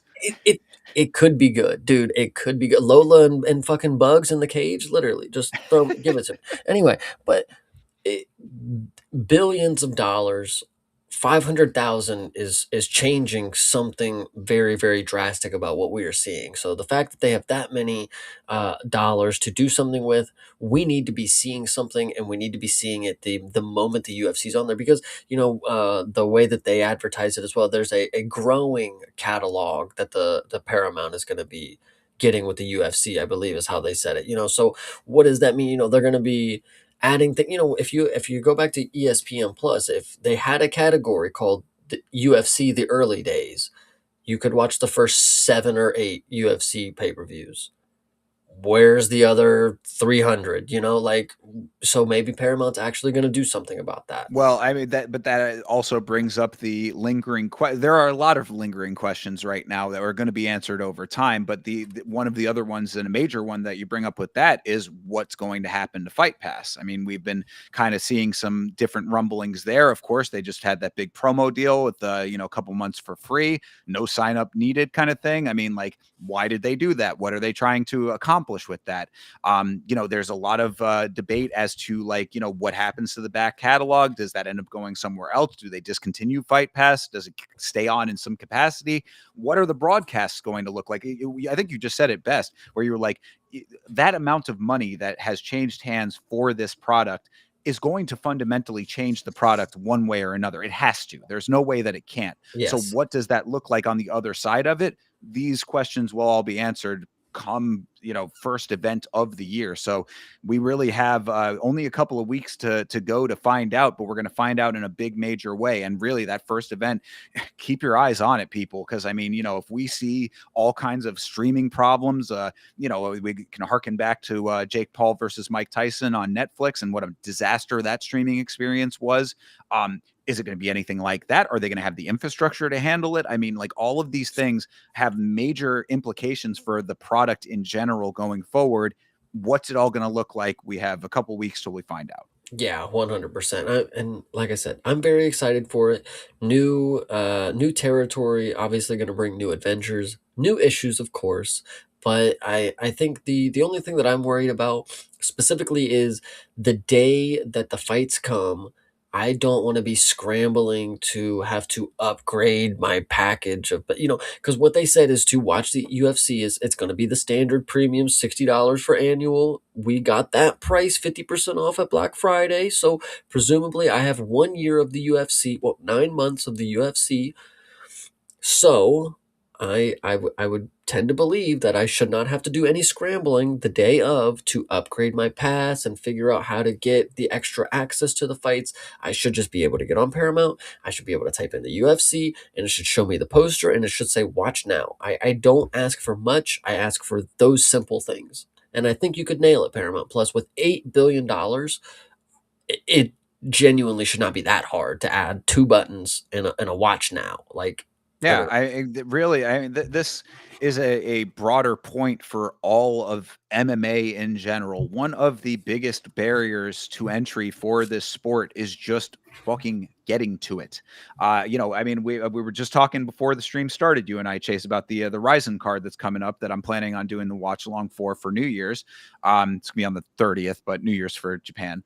I had to go out of my way to make sure that I had the link in place so that I knew exactly how to get it, because getting to these things and finding out where the organization does their stream and what time it's going to start and all, there are so many things as far as outside of the UFC goes that make it difficult to follow along with this sport. UFC and Paramount have an opportunity to do exactly what you said. Log on, click button, watch sport. That's what we want. Make it as simple as possible. If there are a bunch of bells and whistles and a whole bunch of nonsense that come attached to it, you're complicating something that does not need to be complicated. Yeah, 100%. So Paramount, if you're listening, you have a bunch of people in your marketing department and or the people who actually change shit about marketing actually isn't a department that matters here, but the people that are listening, they get paid a lot of money and we're giving them ideas. We're doing your job for you right now. You could just tune in, listen for 5 minutes, and your month's work that you turn into your boss is just everything that I've said in the last 5 minutes. That could be everything that you are contributing to the change of Paramount that is going to be starting on January 24th or whatever it is for the UFC. You could have a free ride to a promotion if you just listen to the people who actually watch the fucking sport. And when I talked about with Netflix and the boxing event, I got on there, I typed in Jake Paul, I saw the event, I clicked watch, I couldn't even do it. So if you just hear me out, make it possible for me to get on there and watch the fights, you're already winning. I don't that's Yeah. about it. No, and look, I mean, TJF coming and just let them know. I mean, Thank see, you. this is absolutely the truth. And also, from what I understand, and I don't know how applicable this is to this exact conversation, but I have heard in the film world, at the very least, that they listen to these conversations. The people involved in the production side of things, like the actual people making the decisions, there are ears on conversations like these. So by extension, support channels like Yama and Chase's channel. I mean, like, support what we're, if you agree with what we're saying, then support what we're doing here, because amplifying what we're saying will eventually trickle up to the top. I mean, like, they like, our voices are important to their product. We, Mhm. like, this is a symbiotic relationship over here. It's not just give from them and we take. They have to, there has to be a two-way dialogue, and what the conversations that we're having are what inform the elements that go into the broader discussion. Yeah, Paramount. I don't know if you're listening, but if you ever do get around to hearing this, I'll watch more ads if I can actually watch the event on your fucking service. I mean, you plug me with plenty of ads at 30 seconds, dude. I don't care. I'll watch the event with those ads in place. There you So, go. I mean, it couldn't be hitting the better points if you tried. So, I mean, really, it all comes down to that. And we will see. I mean, look, we're speculating right now about it just because of how. Think about that aspect of it real quick. It's like we're speculating about this because of how many times we have been let down. Just don't let us down. That's all you got to do. We're laying out very clear and simple points to make this an enjoyable experience from a fan's perspective. Do those things, get your ad revenue out of it, get your continued subscriptions out of it. We all win. yes. Easy equation. Yep, absolutely. And listen, and like I said, commercials. Play your dude wipes, play your fucking pizza rolls, Mountain Dew, Jack Links, whatever you want to show me. I don't care as long as I can get on there, type in Joshua Van, and I see the 8 fights that he's had in the promotion. I don't want to see the last 3 like ESPN Plus would have. I want every single fight from the fighter that I type in. If I get on UFC and I type in Maxim, the dude who fucking fought Tagir Ulanbekov like half a year ago, I need to see all of his fights in the promotion. There's no reason that the UFC signs a 7 point whatever billion-dollar deal for a rolling category or a rolling whatever the fuck I'm thinking of. The I should be able to type in any fucking fighter and see all of their fucking fights ever in the promotion. Like it's why is this a tough ask? I don't know. Yeah, I mean, there might be additional rights issues going like for back catalog stuff, perhaps, but I mean, that certainly would be a note that I think would make sense too, at least for anything that's on the Paramount platform. Absolutely. I think that what you're laying out for that should definitely be that case. So, really it comes down to, I guess, once they actually are underway, if that's going to be a possibility. But at the very, very bare minimum, give the people an easy access point and a good quality streaming experience. And you all, not only will you have made us happy in that by itself, but you also will be getting one up on the experience that we had on ESPN Plus. Yeah. Everybody hated that. I mean, really, this is like so many people. I mean, I cannot tell you how many people I saw posting the images of them hitting the cancel button, with little smiley face emojis. I mean, everybody was so ready. Like I had gone from an annual subscription to a monthly subscription to cover the gap time on ESPN Plus, and the second that the Manel Kopp and Brandon Royval card ended, I canceled. You know what I mean? Like I was waiting for that exact moment. So it's like, you have an opportunity to not only give us what we want, get yourself what you want out of it, but also get one up on your competition. Yeah, 100%. But I love when they say I'm spot on. Let me read this one out loud real quick. But Chase is spot on with ESPN was so cheeks at old fights that YouTube cleared full fights. Dude, I get on YouTube, I see a page from UFC India, and they just post a whole fight of Carlos Prates and Leon Edwards. But I get on ESPN Plus, and I have to wait 4 weeks because it's a fucking pay per view. Like it, it, I don't know. I don't know. It just makes my head fucking hurt. Like Yeah, well, again, there's a lot of issues when it comes to rights and stuff like that, and a lot of money to be made with the additional stuff with the back catalogs and whatnot. So there might be more at play than what we're giving credit for with that. But either way, I figure it out. It's if your there stuff. It's your property. Figure it out. That's what I'm thinking. It's like if there is more at play, it's like okay, they don't have the rights for something. It's like, bro, you own the UFC. What are you talking about? Like if you don't own older fights, how have you mismanaged them? Like what did you do to not have the rights to be able to show Well, them on no, they streaming do, but that's the services? whole thing is that like that's what the Fight Pass element of all of this is, because you can go on Fight Pass and do all of what you're talking about right now. You say that, but I go watch UFC 15. I don't think that's possible. They Oh, I don't think let it you. is. Yeah, no, I think you can watch every single UFC event on Fight Pass. Is that not the case? That's what they say. They say that on ESPN Plus too, but you go there and you can't find all of them. They don't show them all. Right, but So ESPN Plus and Fight Pass are different, not the same thing though. go on there and I would love to see how many of these older cards that you can find because All right, I I will would check it love out. yeah, I don't think it's as lucrative as you're making it seem. But if it is and they're combining it all to go to Paramount Plus, I'll believe you. But from my experience, I bought ESPN Plus because it's the home of the UFC fucking network. And you're gonna tell me I can't fucking watch all of the UFC fights. Like that's it just doesn't even add up to me. Um, yeah, but whatever. Fight Pass, cool. I mean, I'm not buying it because I have Paramount Plus now. So if they don't want me to watch old fights, I'm gonna continue to talk about how they don't have old fights on their streaming services. Like, I mean, what? Listen up, people out there. Like Jesus. Yeah, put it all in one place, make it easily accessible. That is what Chase is asking for. Yeah, seriously. All right. Well, fair enough. I mean, well, again, we've got only a couple of weeks till we find out. Really closer than ever now. Really. I mean, we've got what's the date of the first event? Do we know? Is it the 24th, I think. 24th? Oh wow, I thought it was the 17th. Okay, yeah, 24th. I guess you are right. That is 6 weeks. Jesus, I we do mean, have a little bit of no, time it's to go. 4 weeks from now, Right. so maybe 17th. Yeah, I think so. Mm. But either way, we will be here for it, obviously, and yeah, I mean, that all will be revealed. So, get yourself your excuse me, your ESPN. What Jesus Christ, 2 times. Get yourself your Paramount Plus subscription, and you can watch along with all of the developments as we report them.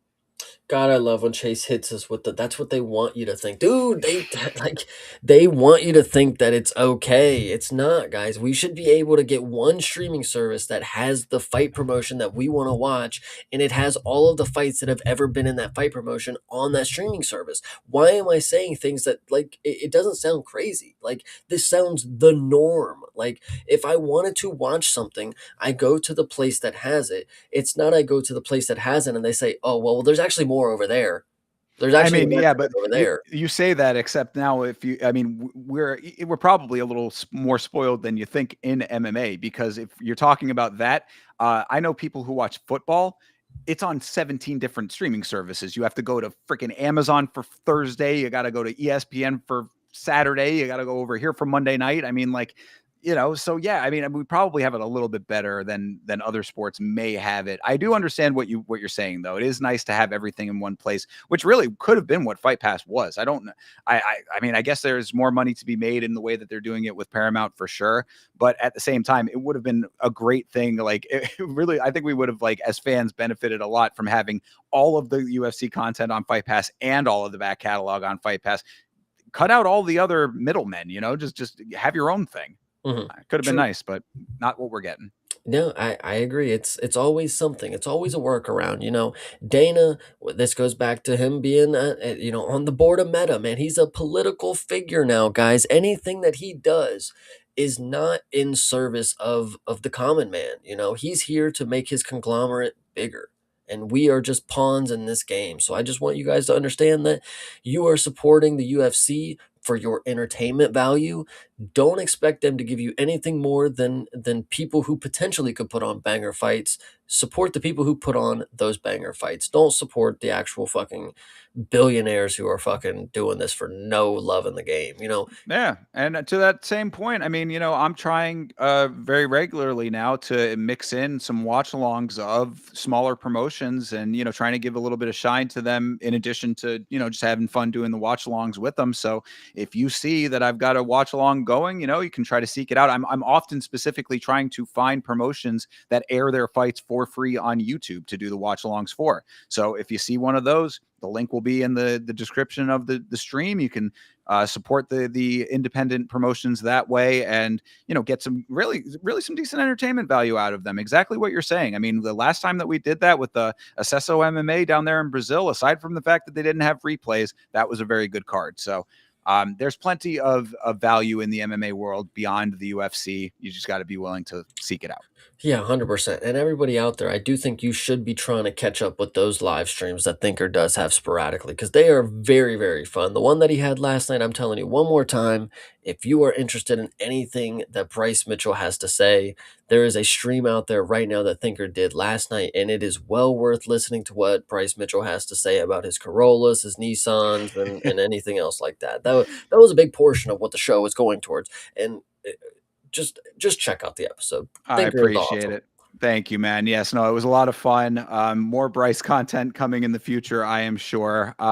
Yeah, nope. To that same point, Chase, as we end 2025, I wanted to say thank you. Thank you for being here and, hanging out and on all these streams with me, and, being my constant companion on last week's fights and everything. We've been growing this thing out together, and it's really coming into its own. And you're a great reason for that. So I really appreciate everything that you do for all of the stuff that we do together.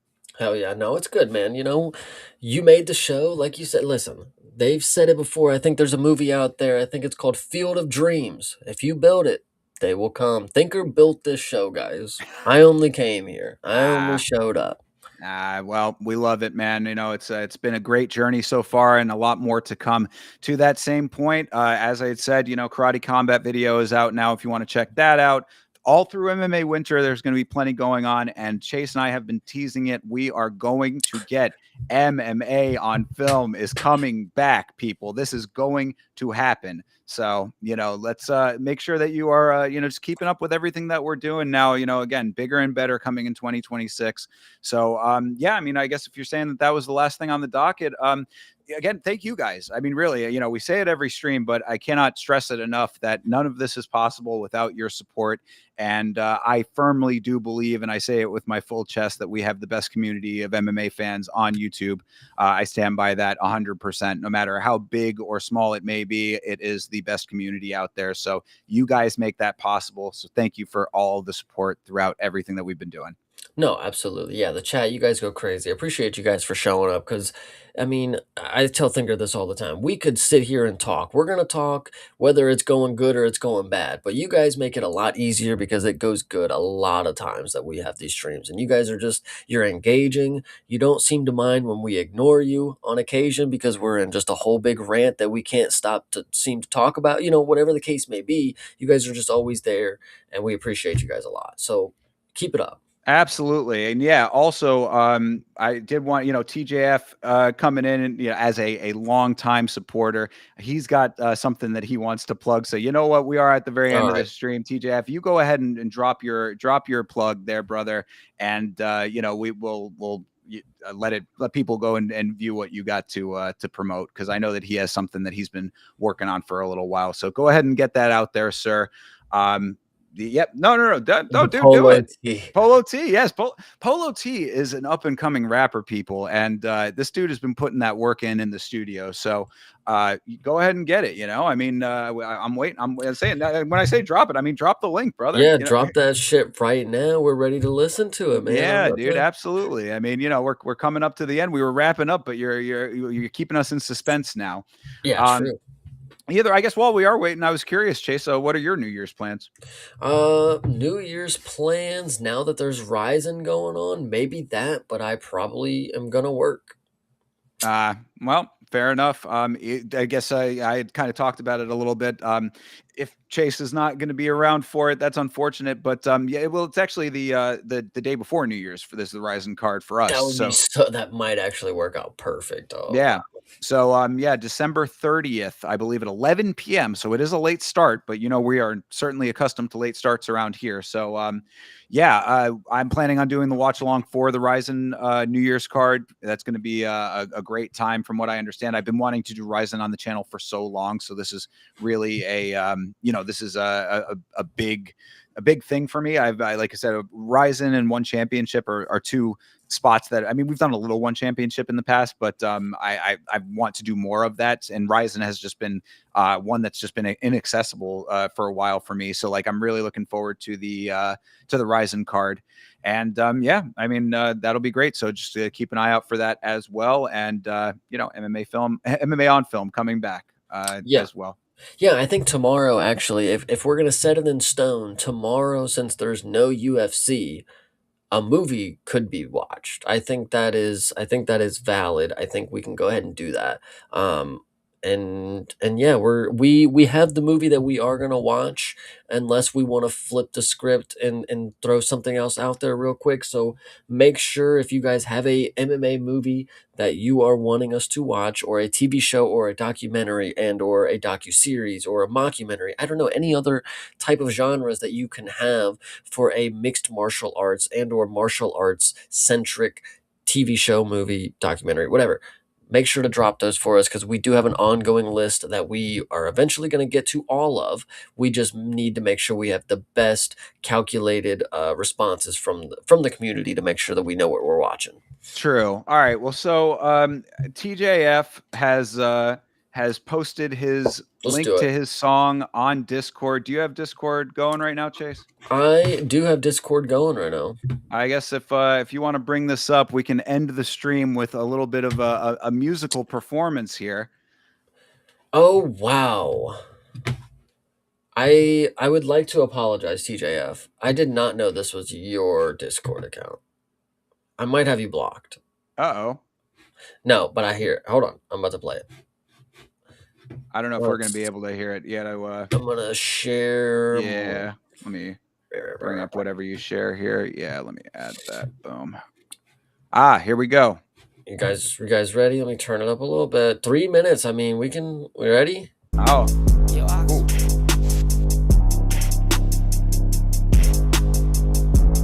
Yeah, I appreciate you. This is clapping so far. Cash you know we getting them racks. Every time she see me, yeah, she call me dad. Facts, yeah, she got my back.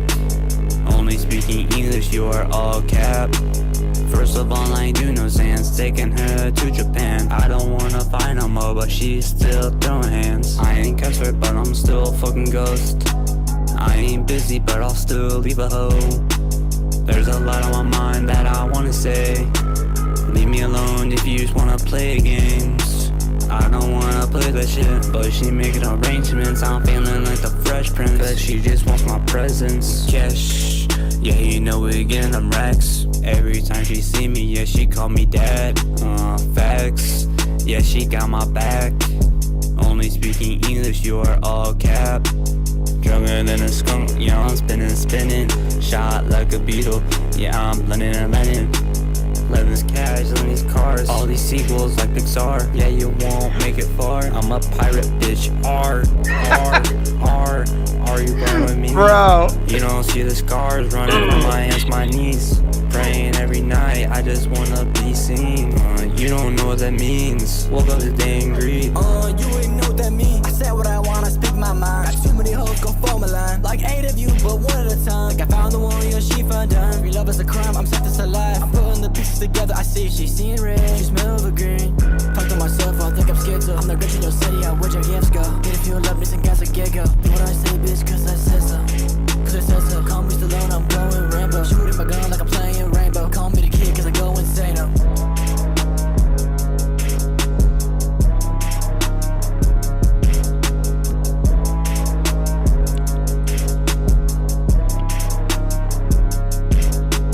Cash, yeah, you know we getting them racks. Every time she see me, yeah, she call me dad. Facts, yeah, she got my back. Only speaking English, you are all cap. Hold up, where did you go? I didn't really wanna drop no more. Been distracted by all these hoes. They keep on knocking at the door. All of these days keep on passing by. Polo, you never lie. I think they got me hypnotized. Running out of time, really synchronized. Yeah, I don't swim, that's why I drown in all these little lies. Money make me think I'm doing the best. Yama told me make that bread. Told my girl I'll see you in a sec. Cash, yeah, you know we get them racks. Every time she see me, yeah, she call me dad. Facts, yeah, she got my back. Only speaking English, you are all cap. Well, I mean, come on. You get a Yama ref in He there. did Obviously, 10 drop out of the 10. Yama bar. Yes, he did drop the Bro, Yama bar. amazing. Well, I appreciate it, man. Yeah, what do you think, Chase? Give some opinions, some thoughts, some feedback on this. No, that was pretty funny. That was pretty good. We definitely we might have the music channel coming out soon if we're gonna have everybody dropping us some hits to listen to. Yeah, that was no, what's really funny, TJF, you're not blocked, but I don't know. I thought you were somebody else, I think, but I definitely removed you at one point. I invited you back though, so I appreciate if you join. But either way, we love to listen to the music, man. Please get some more out because we will listen to these every Friday. Oh, dude, please. Yes. No, I love it. Yeah, no, I mean, I think that there's probably some room for, some, maybe a little bit, with the bars, I would say. But like you have the basics of the flow down. I think that, staying to the beat and stuff like that, you're with that element of it. So, probably, just I guess varying some of the content a little bit of like what you're actually saying could be a little bit helpful. But like, I think really honestly, your boy, I think that the dude who was on the track with you like is kind of a decent model of like what you can like elevate yourself towards a little bit more. Cause like I think he like kind of like almost sounded like a little more of like an evolved version of what you were doing. So like um kind of going in that direction, I think would make sense for you. But there's definitely some good formative elements as far as like what you're trying to accomplish. Plus, knowing who you're a fan of, like the type of music that you like, I can see like the influence in there. So I think you're accomplishing what you're trying to accomplish with a lot of this. So stay at it, man. I mean, keep doing it. Yeah, no, absolutely. Making music, man. If you're doing it, keep it up, man. Jesus, you're only gonna get better with it, and you're only gonna get more. It's all about what's the word am I looking for? Consistency. Well, consistency, true, but it's art, you know, so it's all about interpretation, you know, Oh, so sure. Yeah. it's not Subjective. yeah, so it's not necessarily gonna be for everybody at all the time, but it does take the certain ear to come around to it at a certain time in life, you know, so it's always just it's all about who you know, and it's all about what the message you're trying to push. So if you're out here pushing this, fuck it. Hell yeah, dude. No, and obviously dropping the Yama reference is always going to be a 10 out of 10 thing to do. So appreciate that, man. Yeah, wow. Immortalized. Yama immortalized in music form now. How about that? Yeah, absolutely. Yama did get a bar. I'm actually pretty jealous. I would love to be in the next one, TJF, so Indeed. Well, so all right, with that as what it is, I guess that does bring us to the end of the stream here, guys. Appreciate you all for being here for the year end wrap up. Hopefully, the this little walk down memory lane as far as 2025 goes was enjoyable for you. Of course, as we've said, plenty more coming in the new year. So stick around for all of that on the other side of it. And, obviously we'll be around a little bit before the new year comes, but if you are not around, I hope you have a fantastic new year and keep doing what you're doing, which is being awesome. And we will see you on the other side of it. So until then, everybody, have a great rest of your night, a great rest of your weekend. And as always, fight on.